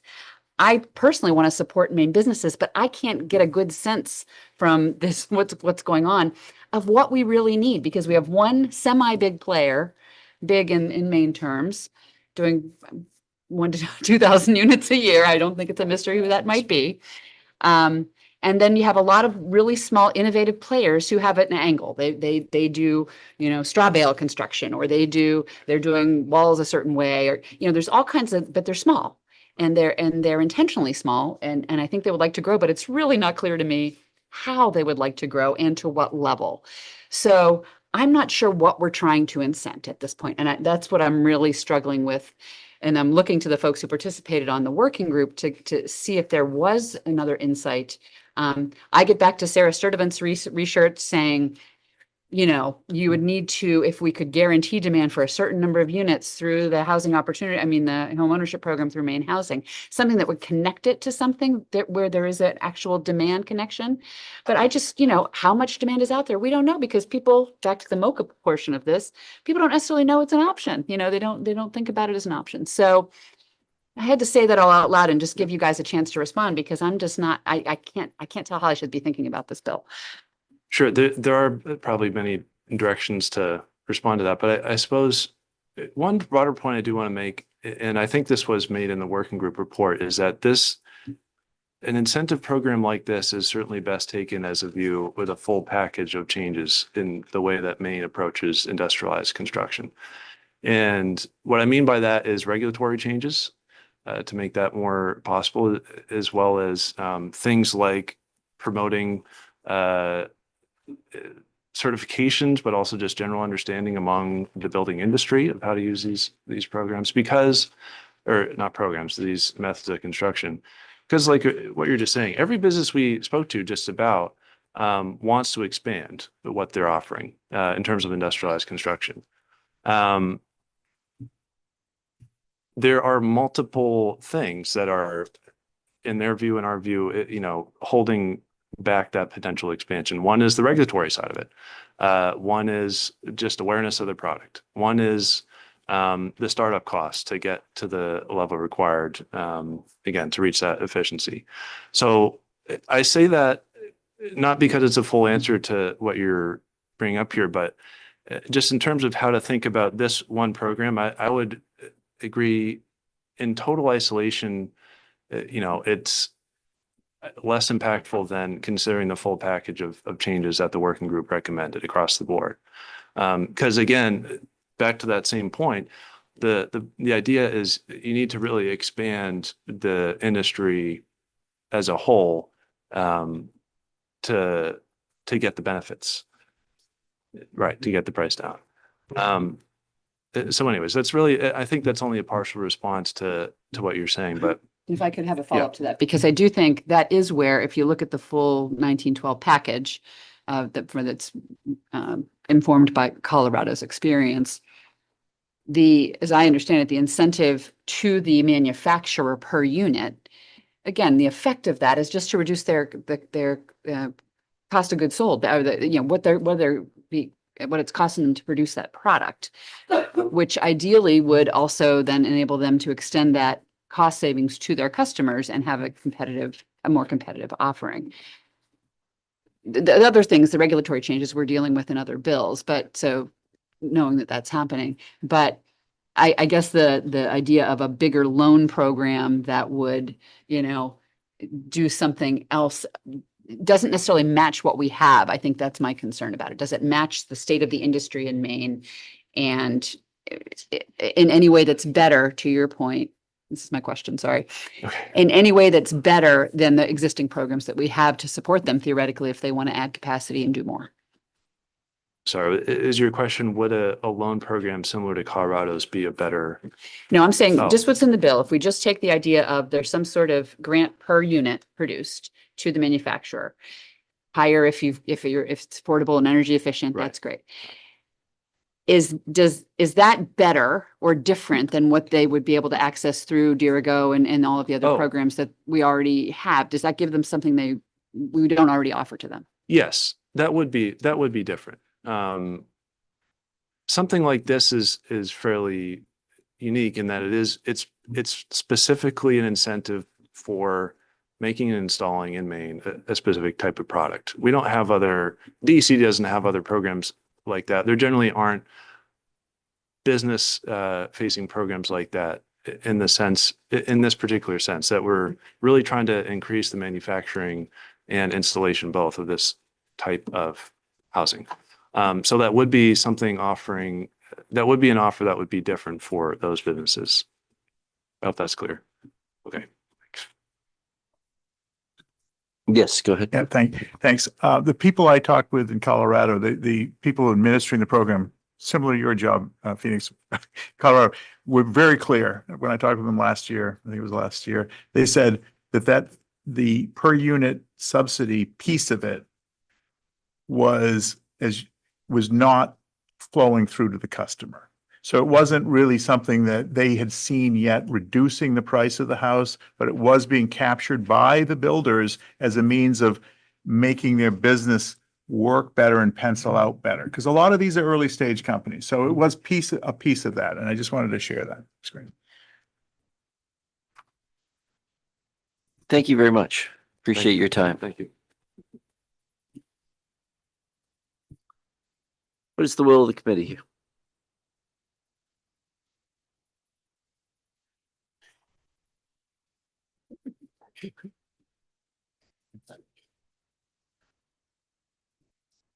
Yeah.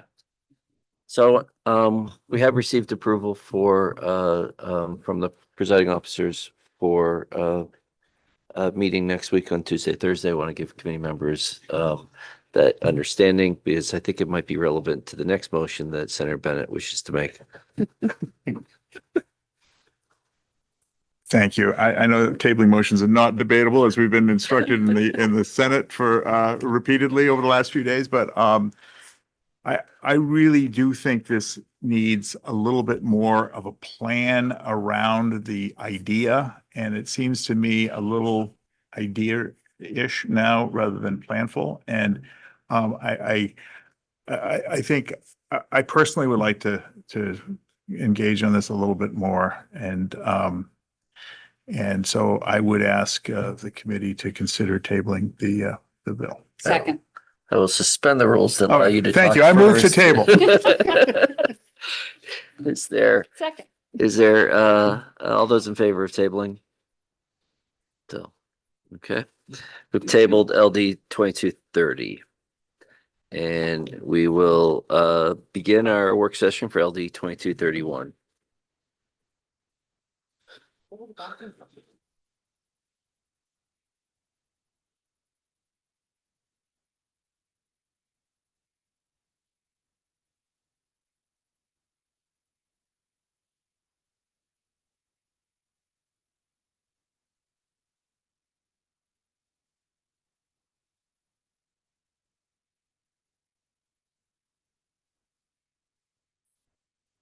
Thank you, Mr. Chair.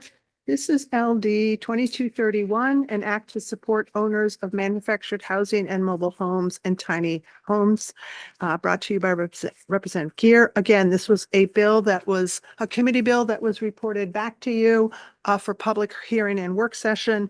And the majority of the items in this came from LD 1735. Again, the report from the Governor's Office of Policy Innovation in the Future. What this bill does, there's several things this bill does. One is it amends provisions in Title 10, Chapter 953, and requires the owner of a manufactured housing proposing to raise the rent or the lot fees, or you'll recall you enacted that last session in LD 1723, and there was some fixes that were proposed or discussed.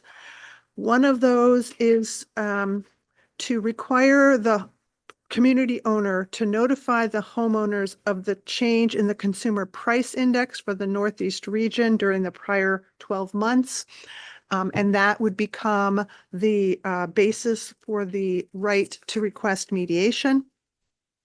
It also clarifies that only the homeowners that are impacted by that proposed increase are counted towards the 51%, and they are the homeowners that have the right to request mediation. And There are some proposed amendments about that section, but I'll just go through the bill in general. The second thing that this bill does is it allows the owner of a manufactured home or a tiny home, regardless of whether it's on their property or if it's on a leased lot, to have the right to request from the Secretary of State that they cancel the certificate of title for that home, provided the homeowner files and gets signatures on a variety of documents that they file in the Registry of Deeds. And then the Secretary of State, upon completion of that, the home would be deemed real estate. There are some related provisions in the bill that try to include the consumer protections that go along with consumers who get mortgages. It's clear that they apply should the mortgage be on a manufactured home or a tiny home. And those are items 3 and 4 on my my blue analysis. The bill also changes the minimum lot size required in a manufactured housing community. Currently, let's see, the minimum lot size, if it's served by public water and sewer, is decreased from 6,000 square feet to 4,000. The minimum lot size, if it's served by on-site subsurface wastewater, is decreased from 20,000 to 10,000. And the minimum lot size, if it's served by a DHS approved central on-site subsurface, is decreased from 12,000 to 5,000. The bill also authorizes the Manufactured Housing Board to petition the Officer of the Attorney General to investigate and enforce provisions in Chapter 953. And finally, it requires a purchaser of a manufactured housing community to hire a professional to inspect the infrastructure of the community, and the bill identifies it gives specific examples of what that means. There were a lot of questions that had to do with the different sections. So you have the 1723 fixes, which are about the manufactured housing community. You have the minimum lot size changes. You have this section on titling. So I thought I would go through those separately because some of them are easier than others. So I'm going to skip the section where it says other states on my bill analysis. That has specifically to do with the titling provisions. I'm going to skip that because that is the perhaps hardest to discuss and describe. So the LD 1723 fixes, which are in sections 3 and 4 of the bill, you heard some proposed amendments, and additional amendments were suggested to me, and I did not have the time before this meeting to incorporate them, so I'd like to share them with you. One of the suggested amendments was that the right to mediation shouldn't be triggered by just CPI. It was supposed to be CPI plus 1%. So that, I believe, actually more clearly reflects what was in the report that came out from LD 1765. So I think that was just an error on drafting part. There was another amendment that suggested the community owner inform the homeowner subject to the increase, who the other homeowners are in the community that are also subject to the increase. You heard someone testify about how it's hard to figure out who I need to be part of my 51% if I don't know who else is subject to the increase, because it's not always the entire community. So that was one of the suggested changes. Other suggested changes were that the rent increase be limited. So the community owner can only increase lot rent or fees once per year. That there be a due diligence requirement with respect to the mediation.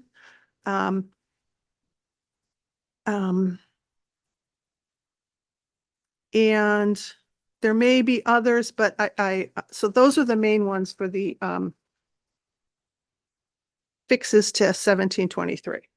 So do we want to stop in each of those sections, or do you want me to go? Okay, so let's stop on the LD 1723 fixes. Thank you for that. So the things that I had sent him was stuff that was basically technical issues that, when we originally passed 1723, there was a discussion on, and we agreed that, rent increases would happen once per calendar year. It was at the end of the session again, and lots of things happening, so that didn't get in there. So I'm trying to fix that. And there's been a lot of issues with, we're just getting into some perks, doing some mediation. So, to help make that process work better, if we could provide an outline of the due diligence process for mediation, including what information must be provided by landlords to demonstrate the justification of their proposed lot rent increase, and clarify what steps are available to both parties when an agreement has been reached through mediation, and what steps are available to both parties if an agreement has not been reached. Those are questions that were hammered pretty out through the summer. The two other questions that I have, and talking to my committee members, is I think we might 2 or 3 parts starting the mediation process. And what has happened is the park residents have had to sign a non-disclosure order, which has been very confusing for them and limiting their ability, as they feel, to be able to, been told that they can't talk to the people that they're representing.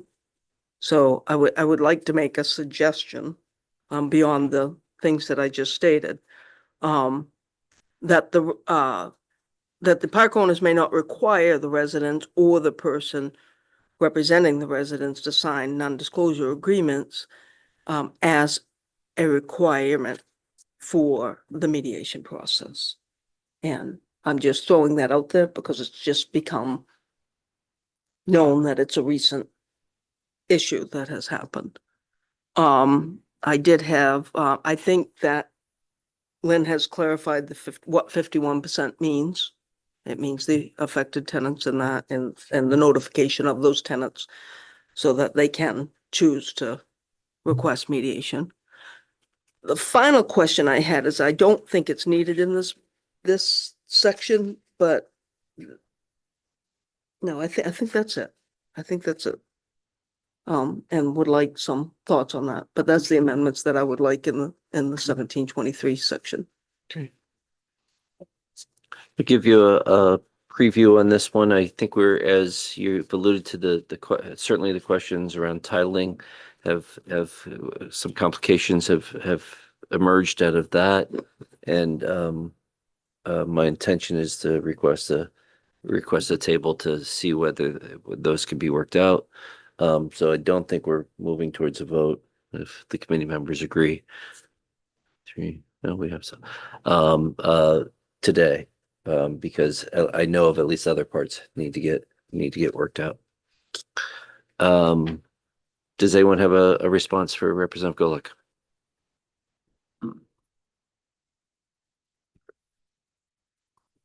I'm not sure I have a response, but a couple of things that have come up for me in reviewing the language. One is this idea of not everybody's going to be affected, but you're supposed to figure out who else is affected. But should the landlord be sending out information saying, oh, all of you are affected, but you're not? Like, should there be just sort of a blanket notification of a rent increase that will affect some parties in the park? Or is there I don't know if there's a way to do this in statute that clarifies that you need to be able to know who to talk to so that you can have that conversation and bring the request were you to get the 51% of folks signed on. I just, this idea that if you go to the store and you're buying detergent, you can look at all the different prices and you can choose. When you're renting a place and they don't want you to, they make you sign an NDA so you don't know what else other people are paying, there could be wildly different rents. They could be targeting certain people. I mean, I think it's really important to have a blanket notification of some kind that lets people know that this is happening. And if they are affected, then they can take action through some step. And so I don't know the answer to this, but I'm trying to put myself in a person's shoes, and I just don't know how I would reach out to find out what was going on with other folks in my park. So I just want to say that out loud, and I don't know if there's a way to do that in language, but I haven't seen it in the language that we have, so I'm putting it out there. Representative Gillick. Thank you for that. It has been an issue which I think has been used as a loophole, meaning that not everybody's rent is the same, as you know, and even some came and testified to that yesterday. So that means if it's CPI +1 for you and you qualify for mediation, that doesn't mean these other 10 trailers over here that it's, you know, how they're doing. Anyways, I can't really quite technically explain it, except for that I was told that what was happening was not all parks were not everybody in the parks getting rent increases. Maybe 12 people, you know, so if they have to get 51% of the whole park, but only 12 people got a CPI +1 increase, getting that 51% has become difficult because the other people aren't being affected. So I'm hoping that we can, I think, clearly stating that it's the affected people and then putting in, they have to notify the people, and the non-disclosure order does create an issue with them trying to represent themselves through mediation. Fine, just one question, and it's kind of few. So if we table this, the things that I've stated, when we come back for another language review, will those things be added to the amendment or suggested? I would encourage you to work towards an amendment with the analyst on that. I don't think it happens automatically, so. Right, yeah. okay, so. And I wanted to respond to you in terms of, I think your constituent who gave testimony was very compelling. It struck me that the levels of complications might go beyond what is capable in statute. Like there's a little bit of an arms race that's happening. And my first reaction, having worked with a tenants organization that was forming in a mobile home community, was, yeah, this is the reason for a tenants organization, so that they can be finding out who's getting increases and how much and what the reality is. I think the side of it that I have the most interested in supporting is the NDAs or the non-disclosure. Yeah, the NDAs seem completely inappropriate and designed to disempower people who are already in a very disempowered position. I'm not sure about naming all the other residents that are getting an increase. That feels a little different to me, and I have to think about that. To clarify that, I was not suggesting that Okay. name. I think the non-disclosure and them being able to talk and figure out who it is. What I'm saying is that the 51%, Right. the park shouldn't be able to say there's 400 trailers in here, right? Yeah. But I'm only raising the rent on 20 of these people, but they gotta get 51% of these owners. Oh, yes, That is just the absolutely. I think affected- we've solved that Just part. the affected. Yeah. That was what I was discussing. It is complicated, and some of the people that are being asked to sign these non-disclosures and can't get those names and stuff and doing this stuff are not unionized, but well, yes, they have a tenants union. Mhm. Marika, who spoke yesterday, they have a tenants union. That's what she runs. But when they throw in those non-disclosures and you can't do A, B, and C, Right. it Thank you. throws a wrench in that communication. But thank you for that. Chair Gear. With the understanding that we'll be moving forward with other work, I move to table. Nope, I rescind that motion. I think we have representatives from the Secretary of State's office here. And I would like to hear their concerns, because we haven't addressed the titling. I would like to hear what their concerns are. And I know the analyst, you're ready to speak on some of that? Is Yes, that okay? yes. Great. I'll be ready and I'll ask the analysts Okay. to begin. Not quite yet. You- I just want to mention two other portions in here that people commented on. There was the provision that the Office of the Attorney General can file suit. You heard testimony that on behalf of the Manufactured Housing Board, you heard testimony that said, you don't need that. If you're going to recodify the two statutes, they already have the authority. You don't need that. So one more tiny one, which was not tiny, but the requirement for the purchaser of a community to have to conduct an inspection of the infrastructure. You did hear two comments on that. One is leave it to the purchaser's discretion. The other was there is no enforcement or penalty should the purchaser not actually do an inspection. So that was more of a comment.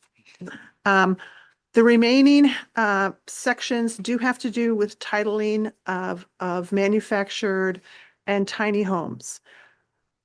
We did get several questions on it in the public hearing, and since then, I have pulled statutes from two other states, New York and Vermont, who have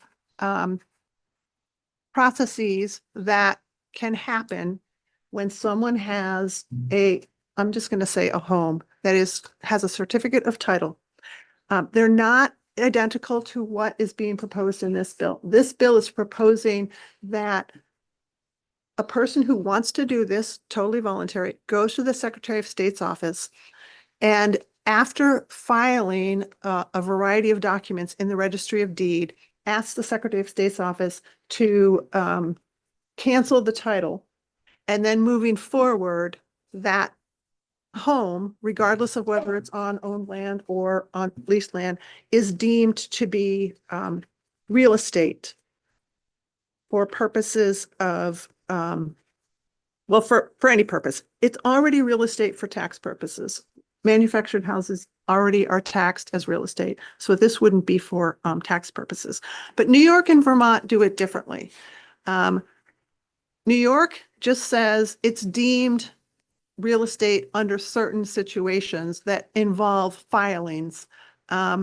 Vermont allows the conversion of title upon financing. So it's not a process that you begin unless you're going to be doing some financing. I won't go into the details, but there are many details. But there were a lot of questions asked, which I do think were valid. One was, has to do with, and I mentioned it, consumer protections for mortgaging. I know this bill is only about allowing the title to be changed so it's deemed real estate. But one of the purposes is so that financial institutions will be more likely to give loans that have similar terms to mortgages, which would be lower interest rates and longer terms. So not being given a loan like a car, but given a loan more like a mortgage. And if that does happen, do the current laws provide those consumer protections to manufactured housing and tiny homes? That really wasn't part of the discussion and might be too much to bite off in this session, but I just want to put it out there that may be something that a housing committee may want to think about in the future, because once these homes are deemed real estate, if the financial institutions do begin providing mortgages, I think everyone would be probably would like to know whether the laws automatically apply. Not being a financial committee analyst, I don't have the answer to that. I'm just raising it as an issue. But let's get back to in addition to the Secretary of State's office having technical issues about the process, there are issues that were raised by Senator Bailey, such as what if it's does the requirement of a specific deed apply just to the original conversion from chattel to real estate, or do the deed conditions and language apply to all subsequent sales?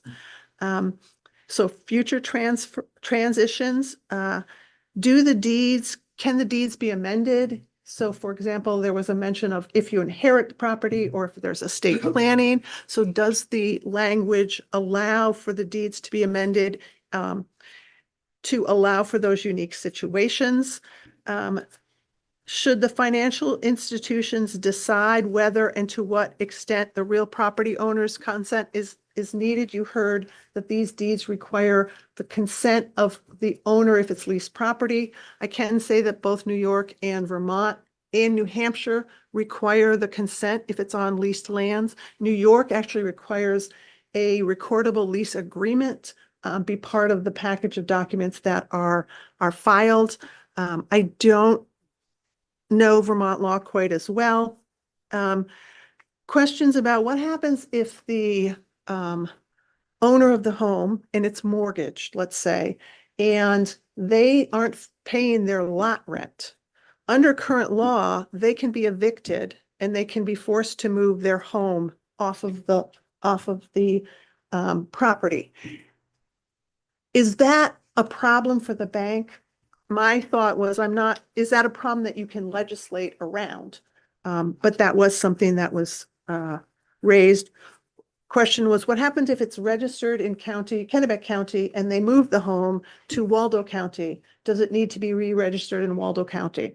So these are just a few of the kind of technical issues that were raised that I think merit further discussion or research. And I do know the Secretary of State is here to talk about just the process because they were not here for the public hearing. Thank you. Are there questions for the analyst on what she's gone over? So I'm going to invite the Secretary of State's representative up to explain. I know you had sent a communication earlier, and if you could just introduce yourself and explain your concern. Thank you very much, Representative Gear. Good afternoon, Senator Curry and members of the Housing and Economic Development Committee. I appreciate the opportunity to come speak with you today. We don't very often get a chance to do that. We spend most of our time in Transportation Committee, so it's nice to see all of you. We did want to, since we don't appear here very often. Oh, I'm sorry. My name is Kathy Curtis, Deputy Secretary of State. I oversee the Bureau of Motor Vehicles.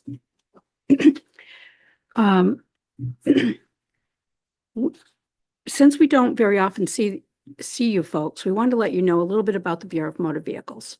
We do issue driver's licenses, state IDs, we register vehicles, and we title vehicles. We issued about a little over 400,000 titles last year and collected $8.9 million for the highway fund for titling. So that's our area of expertise, is in vehicle titling. There are 4 concerns that we wanted to bring to your attention with this particular bill. Current Title 29A, which is motor vehicle law, exempts manufactured homes that are permanently affixed to property from titles. So in this particular bill, you would be asking us to cancel something that we don't issue. So that's one particular concern that we wanted to bring to your attention. Second, the bill requires that the department, when a manufactured housing title is canceled, that certain deed documents be submitted to our office. And we don't have any expertise in reviewing deeds or understanding the legal aspects of deeds. We issue the motor vehicle titles. They have liens on them. The liens are released before a vehicle can be sold. So that's our area of expertise with titles, not with deeds. And the third point that we wanted to make is in subsections 11, 12, and 13 of the LD, it lays out a particular forms for deeds. And we question whether it's appropriate to put those deeds that documentation on how these deeds should look in motor vehicle law. We don't generally have, our laws are around the vehicles. And then our fourth point is that since we don't have this expertise, and if you move forward with this bill, we would have a fiscal note so that we could hire an attorney to help us gain this legal review, to do these legal reviews of these documents that we don't currently have on staff. So those are our concerns, and we appreciate the time. Thank you. Thank you. Questions, Representative Golick? Thank you for all that. That was good information. Just to clarify, so the deed shouldn't be within the Secretary of State's office, is that what you're saying, or within Right. it? And We don't, when you want to move back and forth between a title and a deed, that really is not something that we have any expertise in. We can issue titles, we release titles, but determining if a property should be deeded as opposed to titled really is not something that we have expertise in. do you have a suggestion on where that would happen? Or no? I believe under the laws that the other laws that have housing and deed requirements would be the appropriate place. I don't know where those are. I have a question for you. Thank you. Are there, in the process of canceling a title, are there things that you specifically need in order to do that? Like, structurally, like there would be problems if you didn't have. Because I'm hearing that like the deed shouldn't be with you. It should be elsewhere. But the title is with you, and we're shifting from if we're trying to shift from a title to a deed, ultimately at some point we have to cancel the title. Is there, what do you need in order to do that? Yeah. So first, the current law doesn't require us to title or a property where the mobile home or manufactured home or tiny home is permanently affixed Right. to the property, we're not titling it. Right. So there's a subset that you don't have to deal with at all. Right, right. We just need to make clear that they don't go through you for any reason because Right. they're not titled. Then, so for the category of those they're currently titled because they're on leased land, and we change these rules to allow them to be deeded outside of your office, what would you need? Is there something that you would need in order to be able to do that?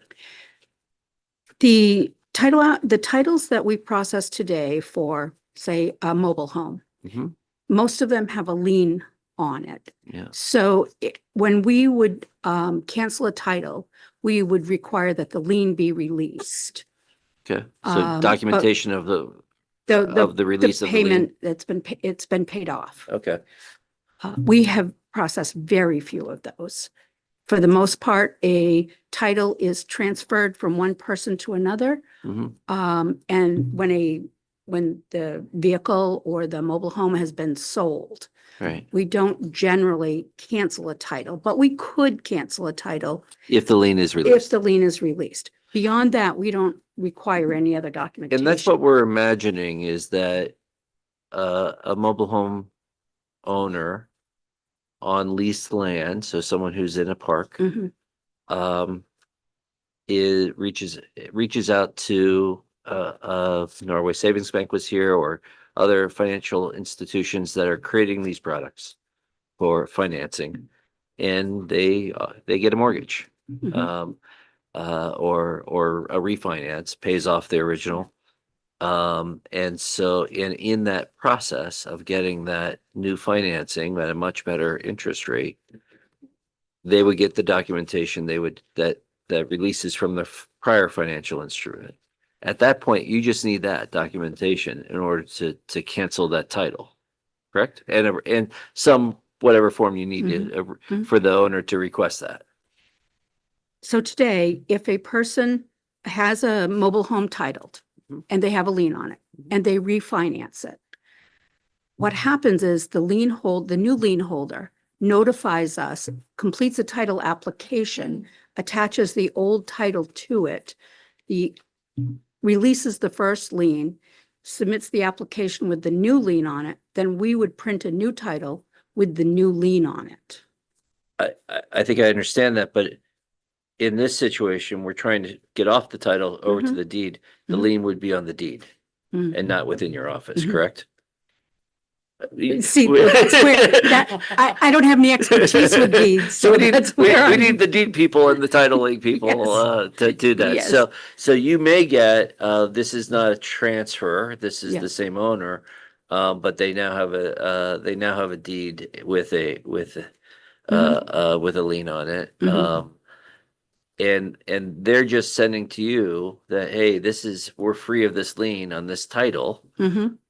You would be able to cancel that title. It- Not that you haven't done it before. We do Right. recognize that there hasn't been this workflow before. Right. If the lien holder gave us something in writing and handed in the previous or the current title Mhm. and said, we've released this lien, we can work into our current workflow. You can cancel it.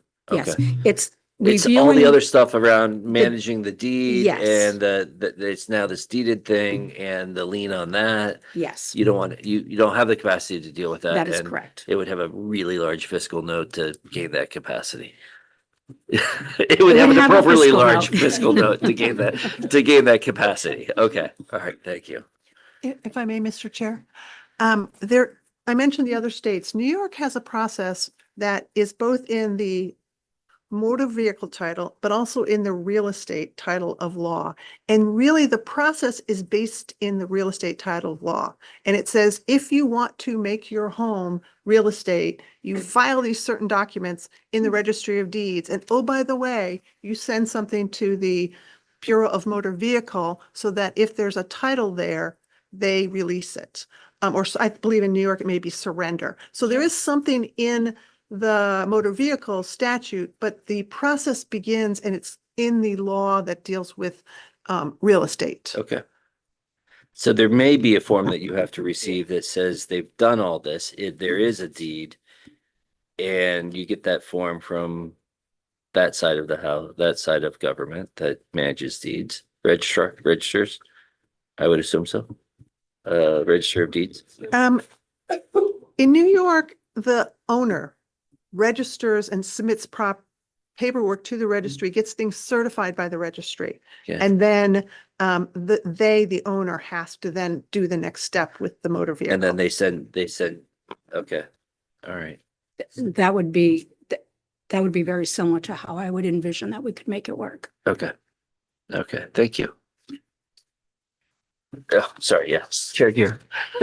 Forgot my This job. might be a really stupid question, but for a manufactured home in a park that is permanently affixed to a foundation, who titles that? Bureau of Motor Vehicles does not title it. I don't know if somebody does, but there's not a title with the Bureau of Motor Vehicles if it's permanently affixed. Okay. I just want to, I think that's an important because I hear that you cover the world where they're not permanently affixed. That's correct. But you could theoretically have I'm thinking about state homes in Scarborough, they've got things on foundations, but again, according as we've been discussing, they're not deeded because, so I'm just curious as to, you don't, Yeah. Thank you, Sorry, though. I don't know. It's a black hole. All right. Are there other questions for the representative for the Secretary of State? Anything else that I think that I see you covers got it. a crew behind you, Oh. nothing else that we need to share? All right, thank you very much. Thank you. Thank you. So, I'll ask our analyst, is there, so we're putting everything's in the motor vehicle law here, not in the real estate law. Yes, the majority of it was based on a process that started with the Secretary of State's office. Okay, so I'm gonna recommend we table to see whether we can find a pathway that does this amazing end result, which saves thousands of dollars for folks, most of which are in fixed incomes. but that can table that, we can find a pathway through this. And so I moved it, Chair Gear, Move to table. Second. all those in favor? Okay, thank you very much. So, and with that, we'll open up LD 2173. I'll ask my Chair Gear to take over the gavel for a moment. Thank you, Mr. Chair.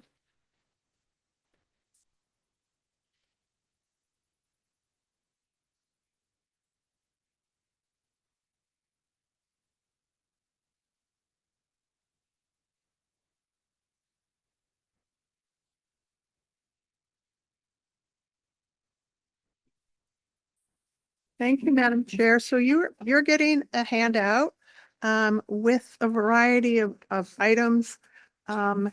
You may want to pull out the orange document that you got from before, because that has the statutes. So we have done a bill analysis already. What you have is the glimmer color, otherwise known as gold, has a summary of changes in the front and then the language attached to it. At the end of it, there are some random language provision proposals that you may want to think about. There is an attachment, a white sheet that has a proposal on one specific provision from Representative Collmore. And then the purple sheet has to do with flood zones and other hazards. And this, people who presented this and put this together are more than happy to come and speak to that. Would you like me to go through like we've been doing, where I start on page 1 and tell you what I've done? Yeah, I think there's still a lot of moving parts and pieces. So if you could Yes, walk yeah, us through, that would yeah. be very helpful. So if you look at page 1 on the gold sheet, page 1 of 7, meaning the proposed, not the summary. So in the first section, this had to do with fire protection and accessory dwelling units, and you had a discussion, and I believe the committee was in favor of including the language that came from the state fire marshal. So in that section 1, what you see there is the end is the language from the fire marshal that basically says you cannot put an ADU, you cannot exempt an ADU that's attached to a mixed use or non-residential building from the sprinkler system requirements unless that's allowed for that mixed use or non-commercial building.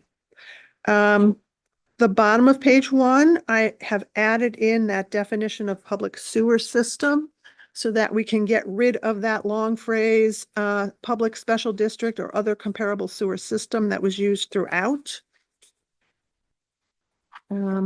If we go to, let's see, section 2, which is on page 2. Section 2. This was the rate of growth ordinances. You'll recall that the bill proposed to change 105% to 130 and to have it for during the past 5 years. You'll see that that has not been changed.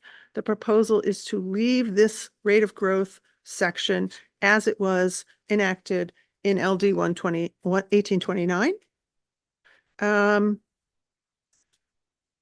In section 3, language has been removed regarding implementation dates. That has been generally taken out completely.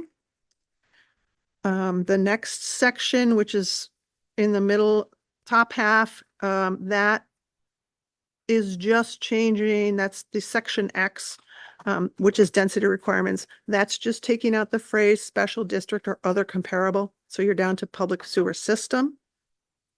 The next substantive changes come in section 6 on that page, which is the additional height allowance.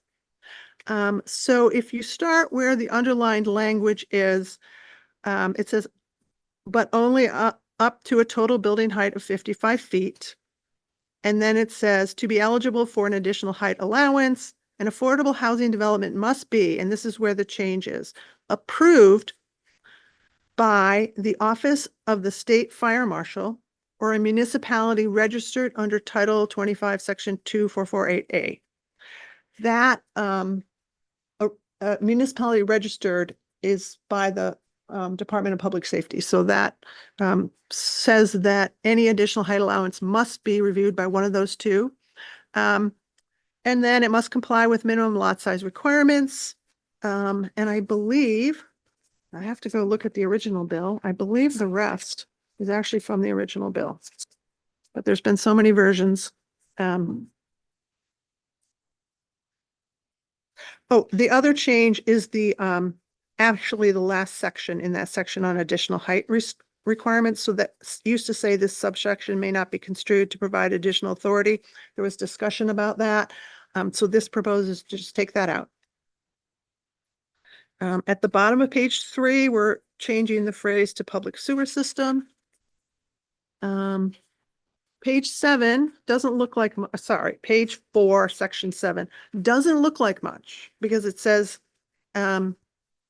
repealing the first blocked paragraph. So you'll remember the discussion about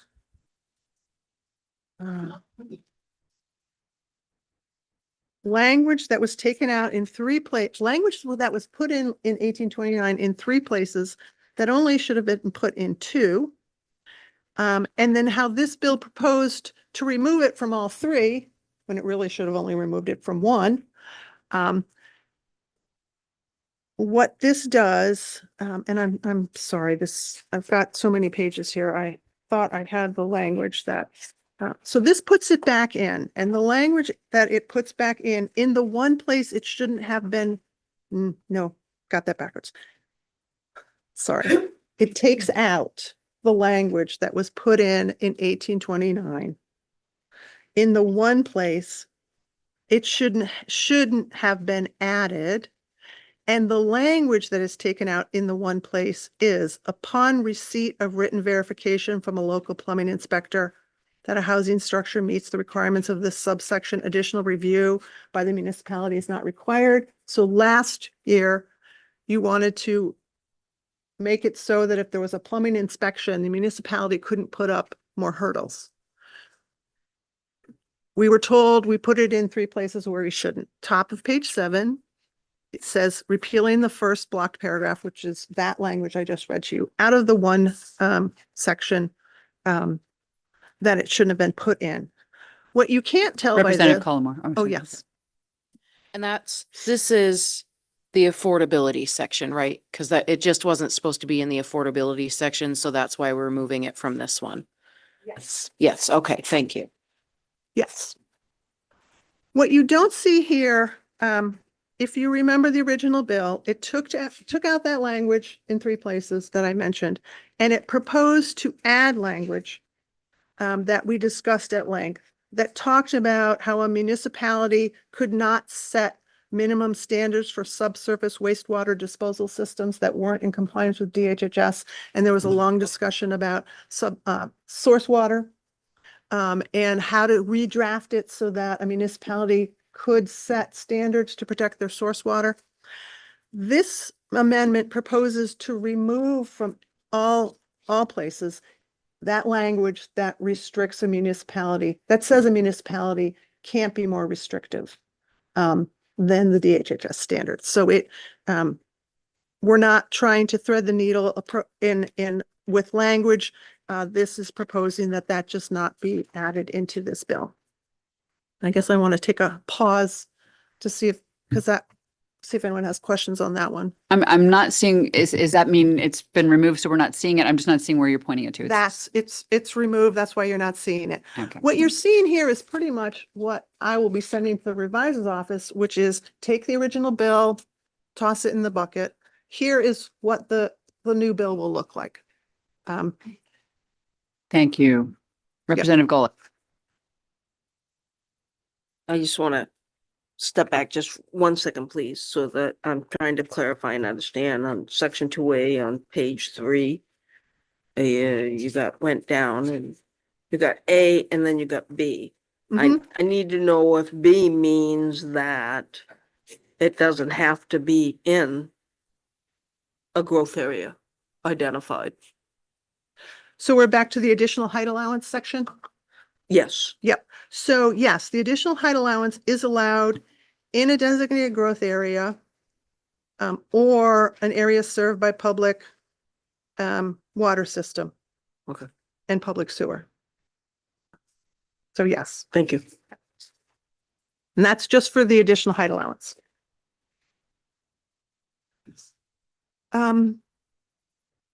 I think for now, there was a question about adding language about flood and other hazard areas. If you don't mind, I'd like to skip that and continue on because we do have people here who can talk to you about that.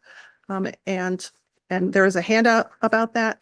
So I'm just going to go through the rest of what I have done. Let's see, we're up to section 7.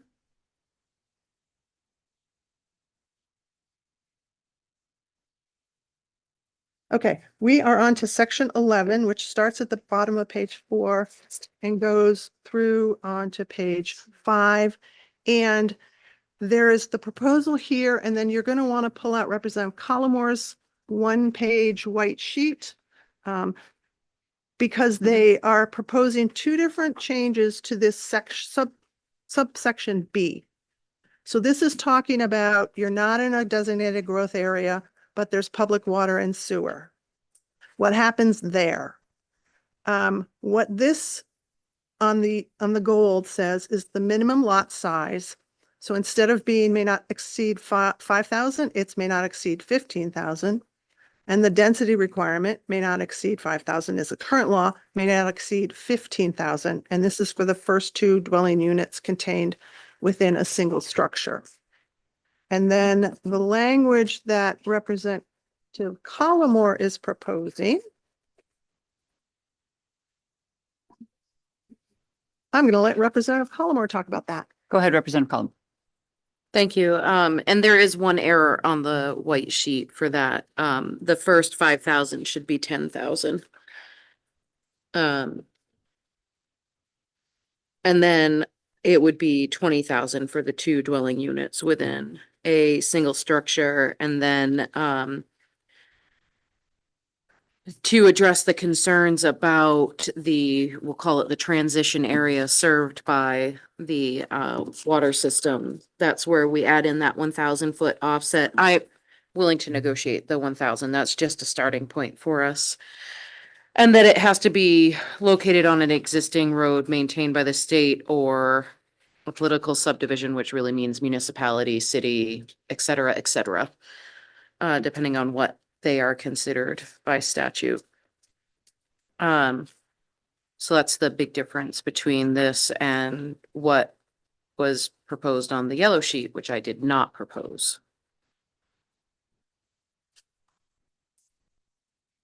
Does it make sense to discuss that now or to continue through the analysis and come back to that? Let's continue because I can't. Okay. Go ahead. All right. So now in section 12, that was removed. Because it proposed to delete so this is the one that proposed to delete the paragraph about local plumber certification. So that's that one. The next section 15 repeals language about implementation date. Section 18, again, that had to do with the paragraph that was taken out that should have been left in. And it also had to do with proposing language to restrict a municipality's ability to regulate subsurface wastewater. So that's all gone. Section 19 has to do with flood hazard areas. So we're going back to that. There is a new section that repeals language about implementation dates. Section 23 was removed. That had to do with language that was added, language taken out of 1829. This was adding it back, which required if you had a definition of subdivision that did not conform to the changes in law, that you had to file with the Registry of Deeds. So that was proposed to be put back in. This amendment takes it out. And then the last change is it sets the effective date for a majority of the provisions in this bill to July 1 of 2027. And I want to point out that Section 26, you'll see, has a different date of January 1 of 2028. That is only with respect to the growth rate cap section. I don't remember a discussion about why, but I didn't touch that one. Thank you. I'm going to suggest that we just get the information on the flood hazard maps at this point from the representatives in the room who can speak to that. And to just set it up while she's coming up, is you wanted to have language that said a municipality doesn't have to follow some of these requirements in flood areas or where there were other hazards. And the task was to figure out how to identify that in language that can be in a statute.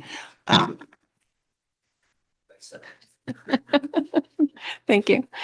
Hi, I am just gonna tell you that this chart, it had colors on it, but it sounds like you all can't have color handouts. And so I'll explain that our friends at Department of Ag Conservation and Forestry put together this is actually in 3 groups. You see there's a blank line in the middle. And so above the first blank line, there's effectively 4 types of resources that, in considering all the available resource maps, DACF and DEP agreed that these are ones that could potentially be useful for the purpose you're considering them for. And we do have Pete Slavinsky from MGS and Sue Baker from MOCA, who leads our floodplain management program here, to explain to you what those 4 layers are and let you ask any questions about that might help you determine whether you want to include them or not. The others, I think Pete might have one suggestion for one of the ones below that might be suitable, but we also just wanted to put the ones below on your radar that they exist. They're not quite ready for prime time yet, or, don't have a clear enough citation, but there is more data coming. So with your permission, I'd like to have Pete and Sue come up and just walk you through these top 4 at any rate. Representative Cullimore. Thank you. While they're coming up to and getting ready to discuss this with us, can we also be clear on what things, because a lot of these say coastal, what things are just ocean coast versus what also includes rivers and lakes? Sure. Hi, Senator Curry and Representative Gear, members of the committee. My name is Peter Slavinsky. I'm a marine geologist with the Maine Geological Survey. We've been tasked, our office creates a lot of these hazard resources that you have in front of you that are referenced. I was going to run through several of these and then pass it off to my colleague here, Sue Baker, who can run through information on special flood hazard areas. Okay. So in answer to your question, Representative, anything here that says coastal specifically relates to areas along the coastline of Maine, not inland. So the coastal barrier resource systems, coastal sand dunes, and erosion hazard areas are specifically along the coastline of Maine. They'll sometimes extend up into estuarine areas and things like that, but they're not extending inland, while special flood hazard areas cover the entire state, and including inland areas, riverine areas, and things like that. So I'll just run through very quickly. For coastal barrier resource systems, CBRS, the first line, that is defined in statute. And what's interesting about these areas is they are recognized by both the state and the federal government as either undeveloped or very lightly developed, very dynamic systems where from a federal standpoint, the federal government says you can't get flood insurance. And we're not going to be spending any federal funds in these areas because they're highly dynamic and known to change dramatically, et cetera, et cetera. Maine recognized these areas as well and designated them with a Maine designation, which limits the use of state funds in those areas. Again, recognizing how dynamic they are and that they're changing and not really good places to locate development.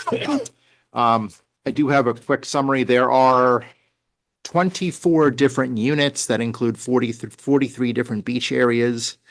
They total about 857 acres along the Maine coastline. So that's line number one. We do have maps for those as well. That's the fourth column, links to mapping resources.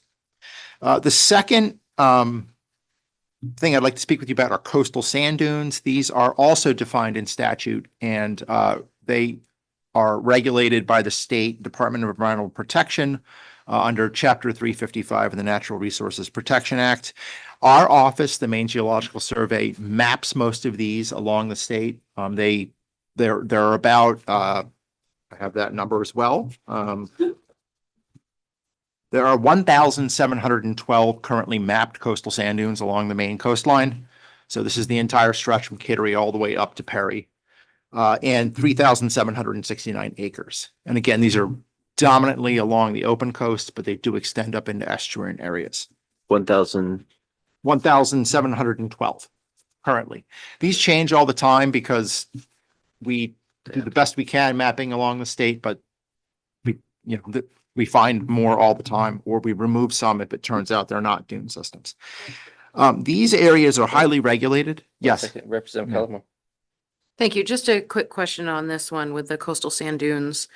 The fifth column here, it says within a shoreland zone, it says not entirely. What do we mean by coastal sand dunes not being within shoreland? Sure. So the shoreland zone is defined as an area that's within 200 feet, 250 feet of along the coastline, the highest astronomical tide line. So in some areas, there are areas that are mapped dunes. So dunes in Maine are mapped based on their historic geology. So when these systems formed, there were areas where sand overwashed areas of land into marshes and things like that. And we've developed a lot of those areas, but we don't think that all of Maine's mapped dune systems are entirely within that 250-foot boundary. So we think there are some areas where you could have areas that extend beyond that 250-foot shoreland zone. There hasn't been an exact analysis done on that to say whether or not all CBRS, whether or not all coastal sand dunes are within the shoreland zone. But that's just that not entirely is kind of a guess at this point. Continue. Yes. Okay. So coastal sand dunes are mapped, and that map viewer is available for everyone to use. And view where coastal sand dunes are along the state. And associated with coastal sand dunes are what we call erosion hazard areas. Now, these are not defined in statute. They're released as part of the same map series. But what they are is they are mapping certain areas of the dune system that are expected to be either eroded or flooded over the next 100 years due to the combined impacts of storms and sea level rise. So in those areas, development has to be elevated on posts because of waves washing underneath the areas, sand being transported under the areas. So what we call dynamic processes are occurring in those areas. So there's a lot of more strict regulations associated with being in an erosion hazard area and a dune system. Again, same map series, but only coastal sand dunes are defined in statute. And Sue, would you like to talk about special flood hazards? Sure. You don't want to do it for me? Okay, I'll switch places. Welcome. Welcome. Thank you, Senator Curry, Representative Gear, and members of the committee. I'm Sue Baker, and I'm the coordinator for the Floodplain Management Program at MOCA. And the special flood hazard areas are simply the 1% annual chance flood that is mapped by FEMA on the flood insurance rate maps. The zones are usually designated as just A or V. It's that simple. And A is what and B is what? They're both. The A is, oh boy, I've gotten myself in deep. A V zone is on the coast where you have wind and waves. Now, there are A zones, some on the coast as well, but you also find them inland. Okay. All right. So they have a 1% annual chance of what type of a storm or flooding? Yeah, a 1% annual chance of flooding. That is the standard that Congress chose to be mapped. Okay. And where, regulations apply. Thank you. Representative Cullimore. And this would include areas around rivers and lakes? and- Absolutely. Okay. thank you. Absolutely. Yeah, Chair Gear. And it sounded like from the way Director Horn introduced this, that that group of four, is that sort of the comprehensive view of all of this, or is there additional information that we get from going further down the list beyond the ones you've talked about? They're playing musical chairs. Yeah. That's quite all right. It might be easier just to lean over. So the rest of that list includes very general policy under that's in statute that relates to hazard area development. As far as I'm aware, there's no regulation beyond that. It's just part of a coastal management policy, which is located in Title 38 in statute. So that's what that references to. We just found that as something in statute that references, hazard area and development in those areas. The next series are what we call coastal bluff and landslide hazard maps. They are also created by our office. They are not referenced in statute. They are areas along the Maine coastline. So about 40% of Maine's coastline is made up of coastal bluffs. But they are mostly within the shoreland zone. So we think they're actually entirely within the shoreland zone. So that map series is out there, and there are thousands of coastal bluffs mapped along the Maine shoreline. We're in the process of updating those right now because we have a new mapping technique, but there are areas mapped along the Maine coastline. What that data set is typically used for is setting development back from hazardous areas. So it's not necessarily a defined polygon per se, like coastal sand dune maps or things. We've identified this area as hazardous, therefore in this area, development, if it's going to be placed, has to be set back farther. And that's relating to Chapter 1000, which is shoreland zoning. So that's implemented by DEP, but that's mapped by our office. The next layer is sea level rise inundation layers. And so our office has mapped at the request of the Maine Climate Council areas of the Maine coastline that potentially could flood under different sea level rise scenarios going into the future. So we start out with a basic starting point, which is the highest annual tide, basically, so the highest predicted tide that you can see over a year. And then we add sea level to that. And it's what we call a bathtub model. So basically, it's just flooding land based on elevation. It doesn't take into account waves. It doesn't take into account storms. It doesn't take into account freshwater flow, rivers, anything like that. It's just water's here at time 1, at time 2, with a certain amount of sea level rise, the water's here. Okay. Those maps are something that we have published, and we do cover the 2 scenarios that the Maine Climate Council has adopted for the state of Maine, which is 1.5 feet by the year 2050 and 4 feet by the year 2100. So those maps are available for the entire state. There is no definition in statute, technically, besides what is referenced here that says that sea level rise can be used in comprehensive planning by municipalities. I'm not a planner, so I'm not going to try to speak to you more on that issue, except we did find a disconnect between these sea level rise maps and the coastal sand dune rules, which basically say we're planning for 2 feet over the next 100 years. But that's something that has to get addressed in I'd say, a different section and different rulemaking.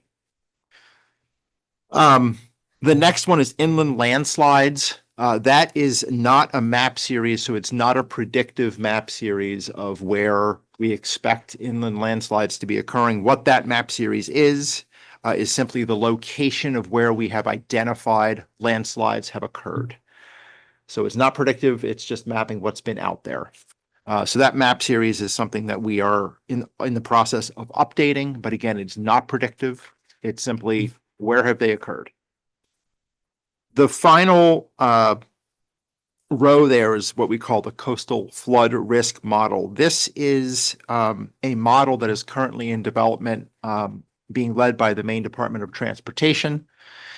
This model is basically going to be combining sea level rise inundation with the FEMA floodplain management maps, basically, to create predictive maps of where we expect storm flooding to be occurring along the Maine coastline after we account for sea level rise. So right now, what Sue's office does in the map she referenced, which are those special flood hazard area maps, they're simply mapping, this is what is supposed to flood in a 1% storm.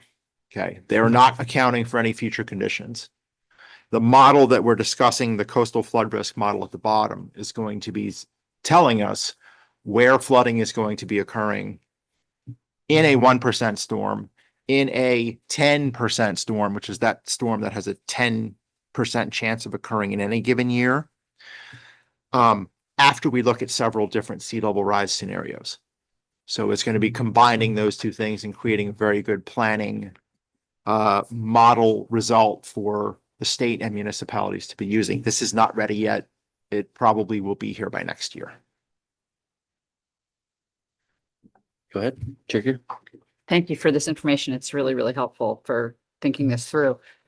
I think one of the things we're trying to resolve with the bill we're working in this committee is to say, we don't want to be encouraging more housing and denser development in areas that are going to be flooded. I mean, and to make sure that we're capturing that in a way that communities, when they're doing their planning, can easily digest and use. So is there a combination of these resources or specific resources that you all would recommend would be the best way to capture that risk so that we can discourage and allow communities to say, nope, we're not going to do that development?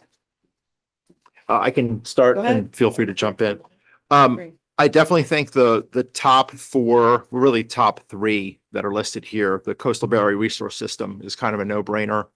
That's already identified as very hazardous areas for siting development by both the state and federal government.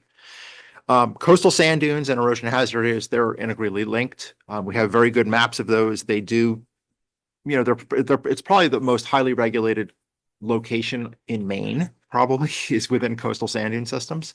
So there are a lot of good regulations in there.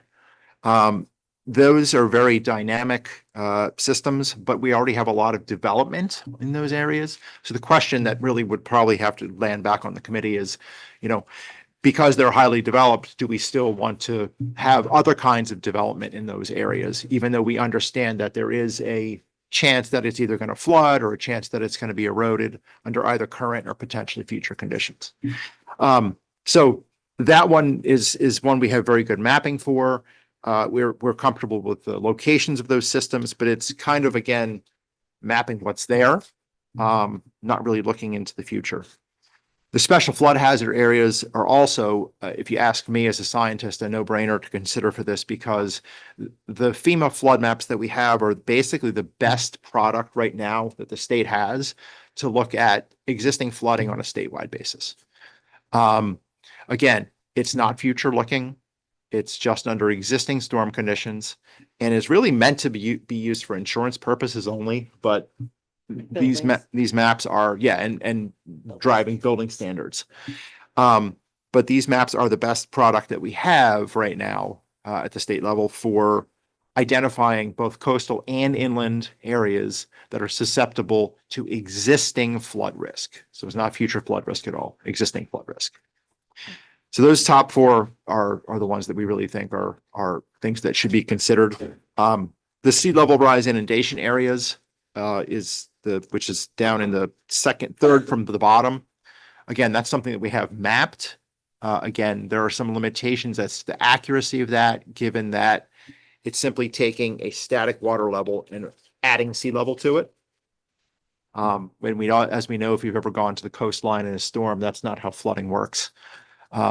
There's areas of waves, there's areas of all kinds of erosion and things like that. So that is a layer that the state currently has that is developed, but there are limitations to how accurate it potentially is when we're talking about future conditions.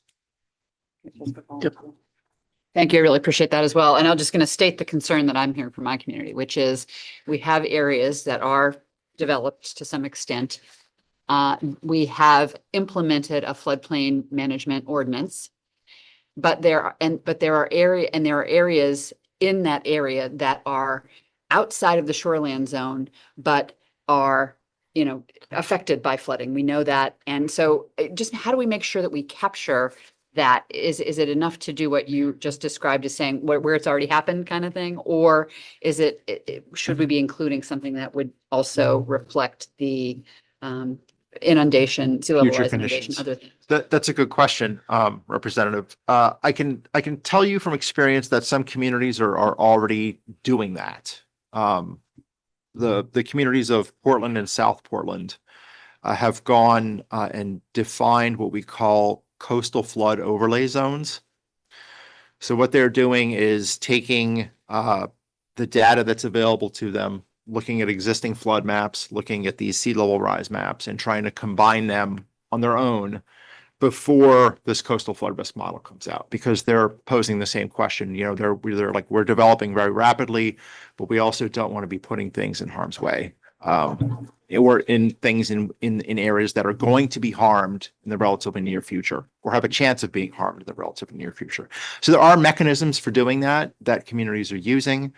And looking forward at things, which we tend to do when we're thinking about coastal flooding and things like that, it's not a bad idea to consider doing something similar, of thinking about what might be hazardous in the future with minimal amounts of sea level rise, for instance.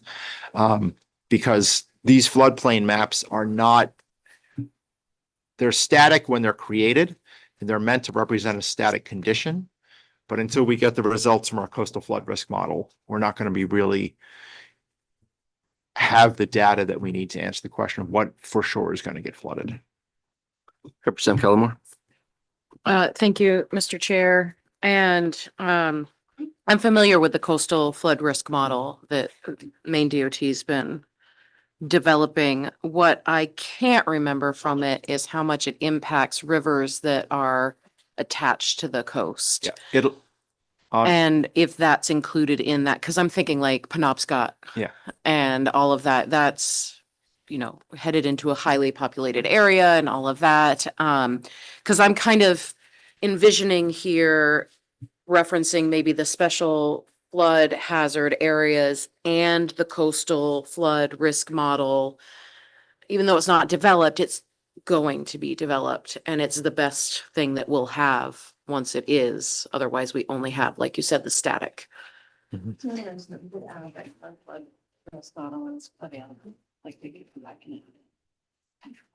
in development, right? Next, I would like to bring up.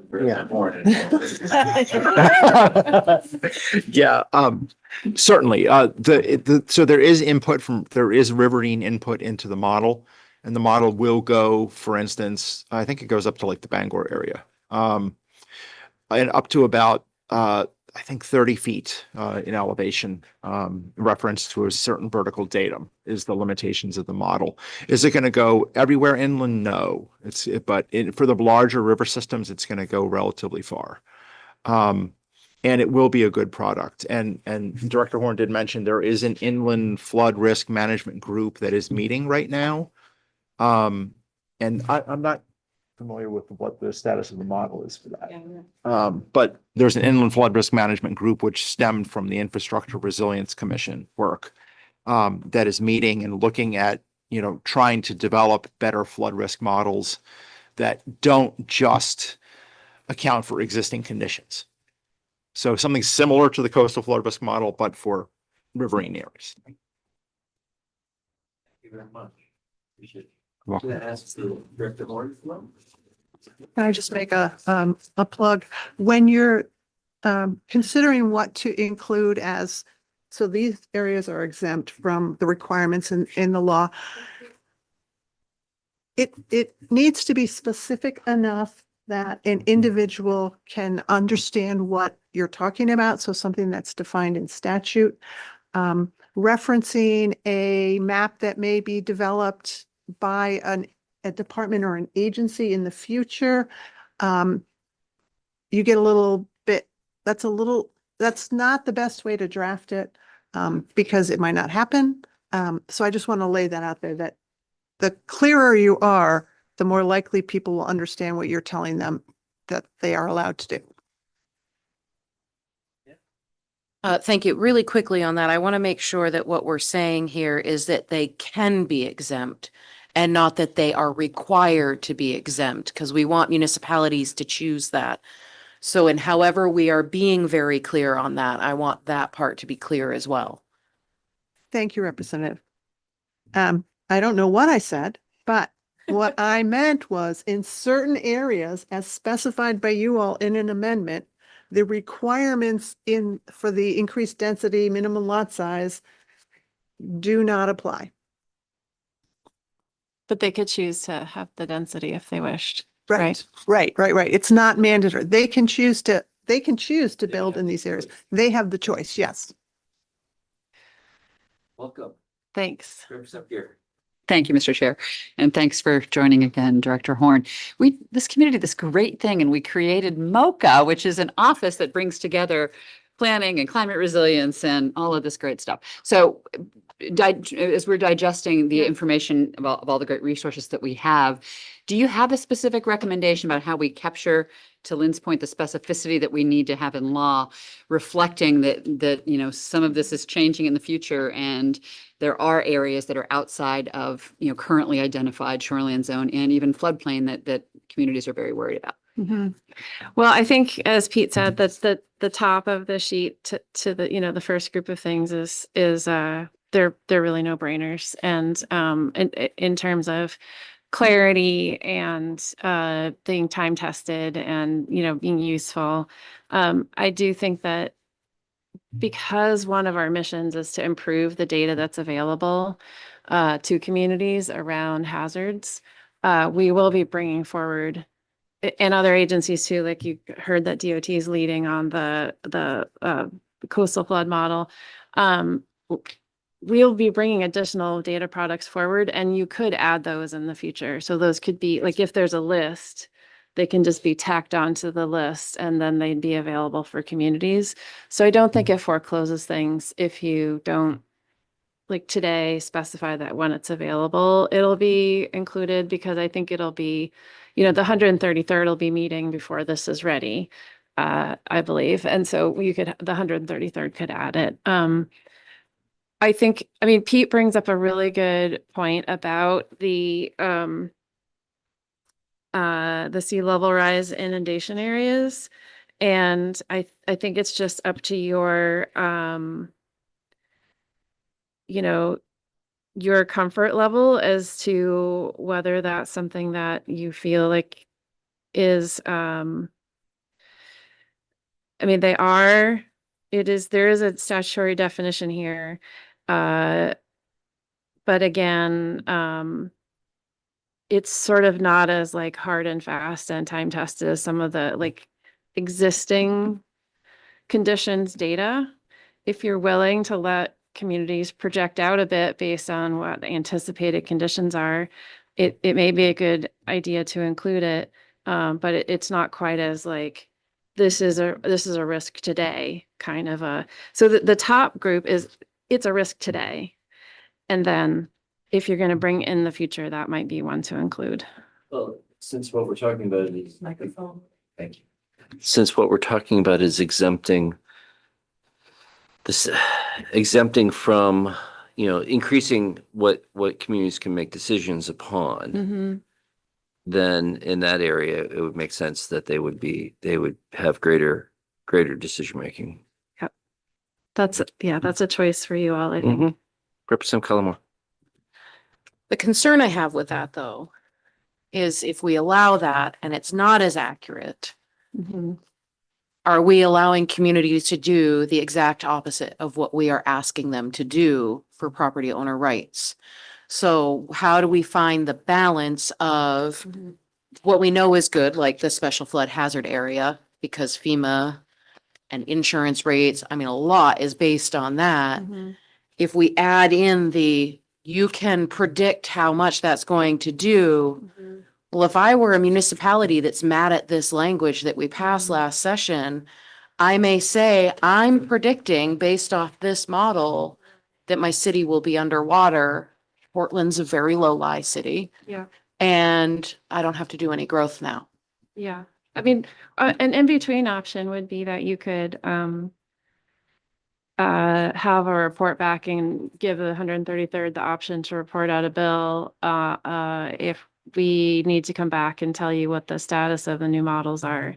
And you could at that time, report out a bill to add the new models into the list. That would that would create a trigger, if you're not comfortable with what is there today.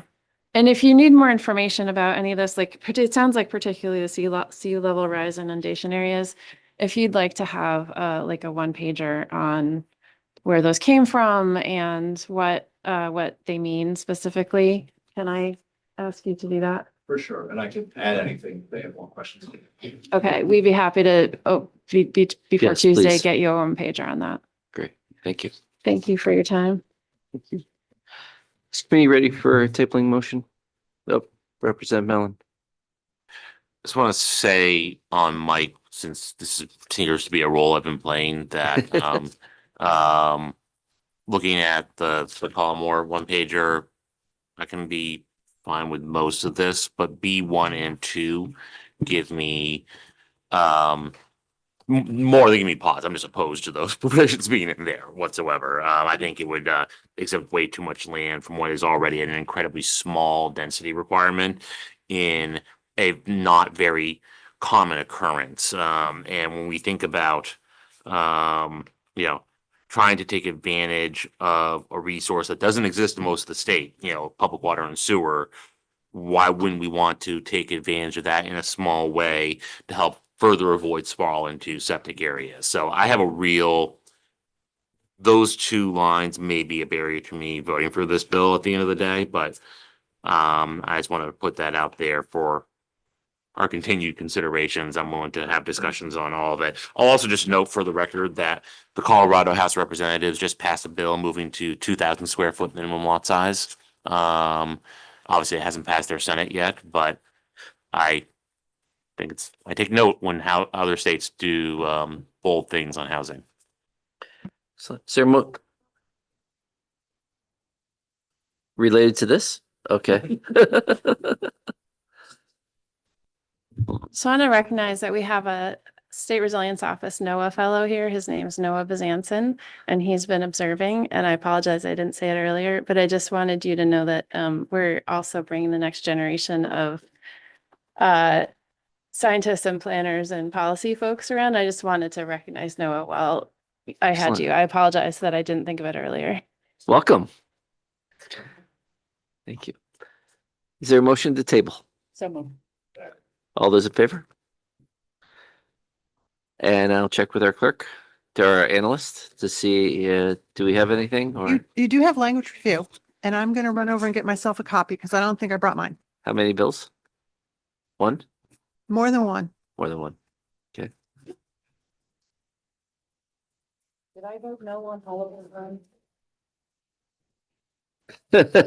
You'll see it as. I'm wondering if on these, did I vote no on all of them so I can leave because I have another commitment?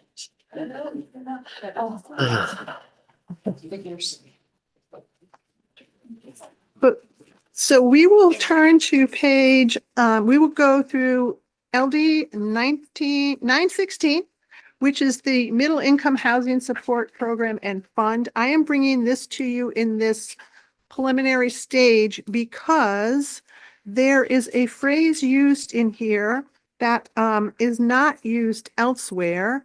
And I believe you would like it to read differently. So if you look on page 1 of your handout, in the top, it talks about definitions, and the definition of a middle income household. It says does not exceed 200% of the median income of the county or metropolitan statistical area in which the household is located.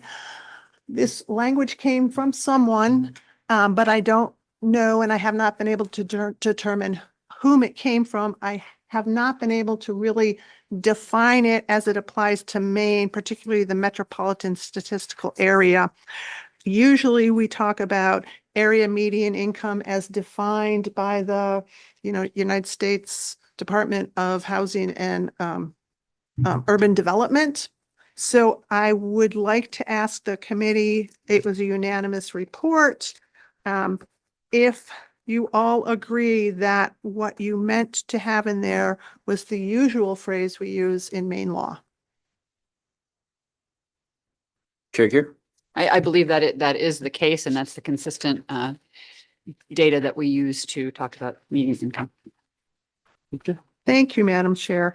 So we have 2124, both minority and majority. Let's go to the minority report first. This is the real estate transfer tax. Again, you are seeing this in a preliminary form because we're getting to the point in session where we do language reviews by email, and that isn't always the best. So these two you'll see in the minority report.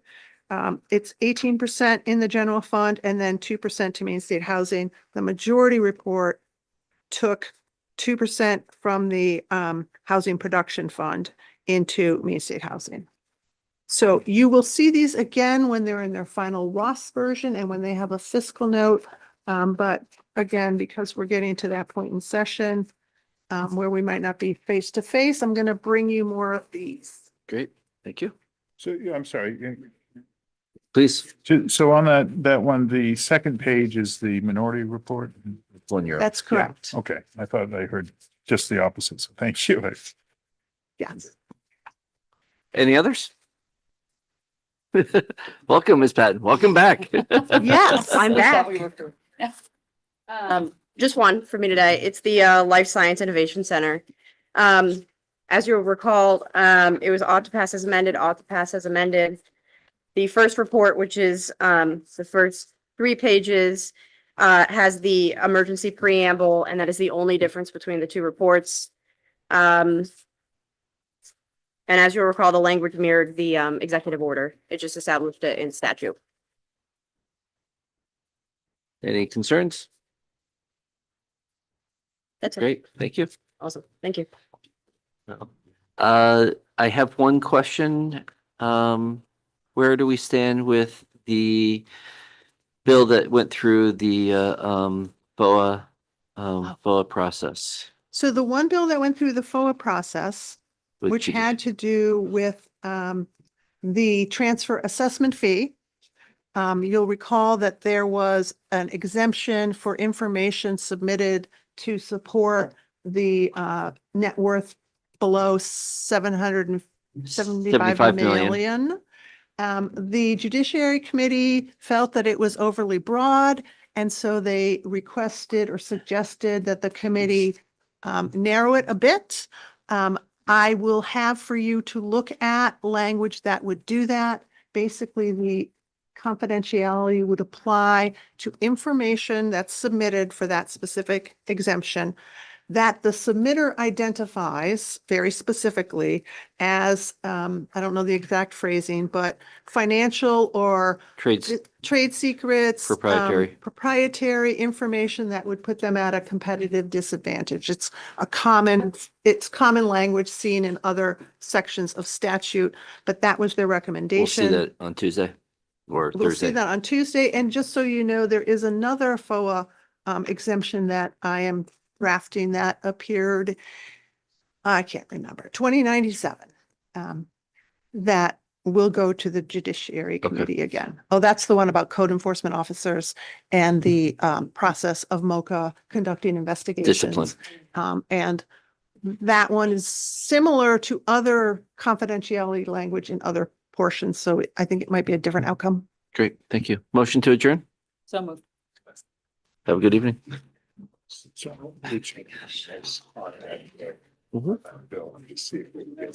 Yeah. Playing around with, like, how much money and what are the others? Right, and I think, I mean, Anybody wanna- I'm a big supporter of the bond, I just don't know I've already- I've been if we're gonna showing get Maury. 2/3 No, that's to good. do that, so if we Good. put a $20 my million, favorite time of year to $30 get 'em. million Would it be thing possible then on to do for the this tomorrow? loans. Yeah. Anybody ever- Or, you know, are we gonna get that? I mean, what's our We've goal spent here? like $300 million on housing. Yeah. And Soon as we it's can. kind of through one set of channels, and this is I a just can't. different channel. I'm pretty you know, open. you know, Yeah, the yeah, I'm pretty fraction open of- on,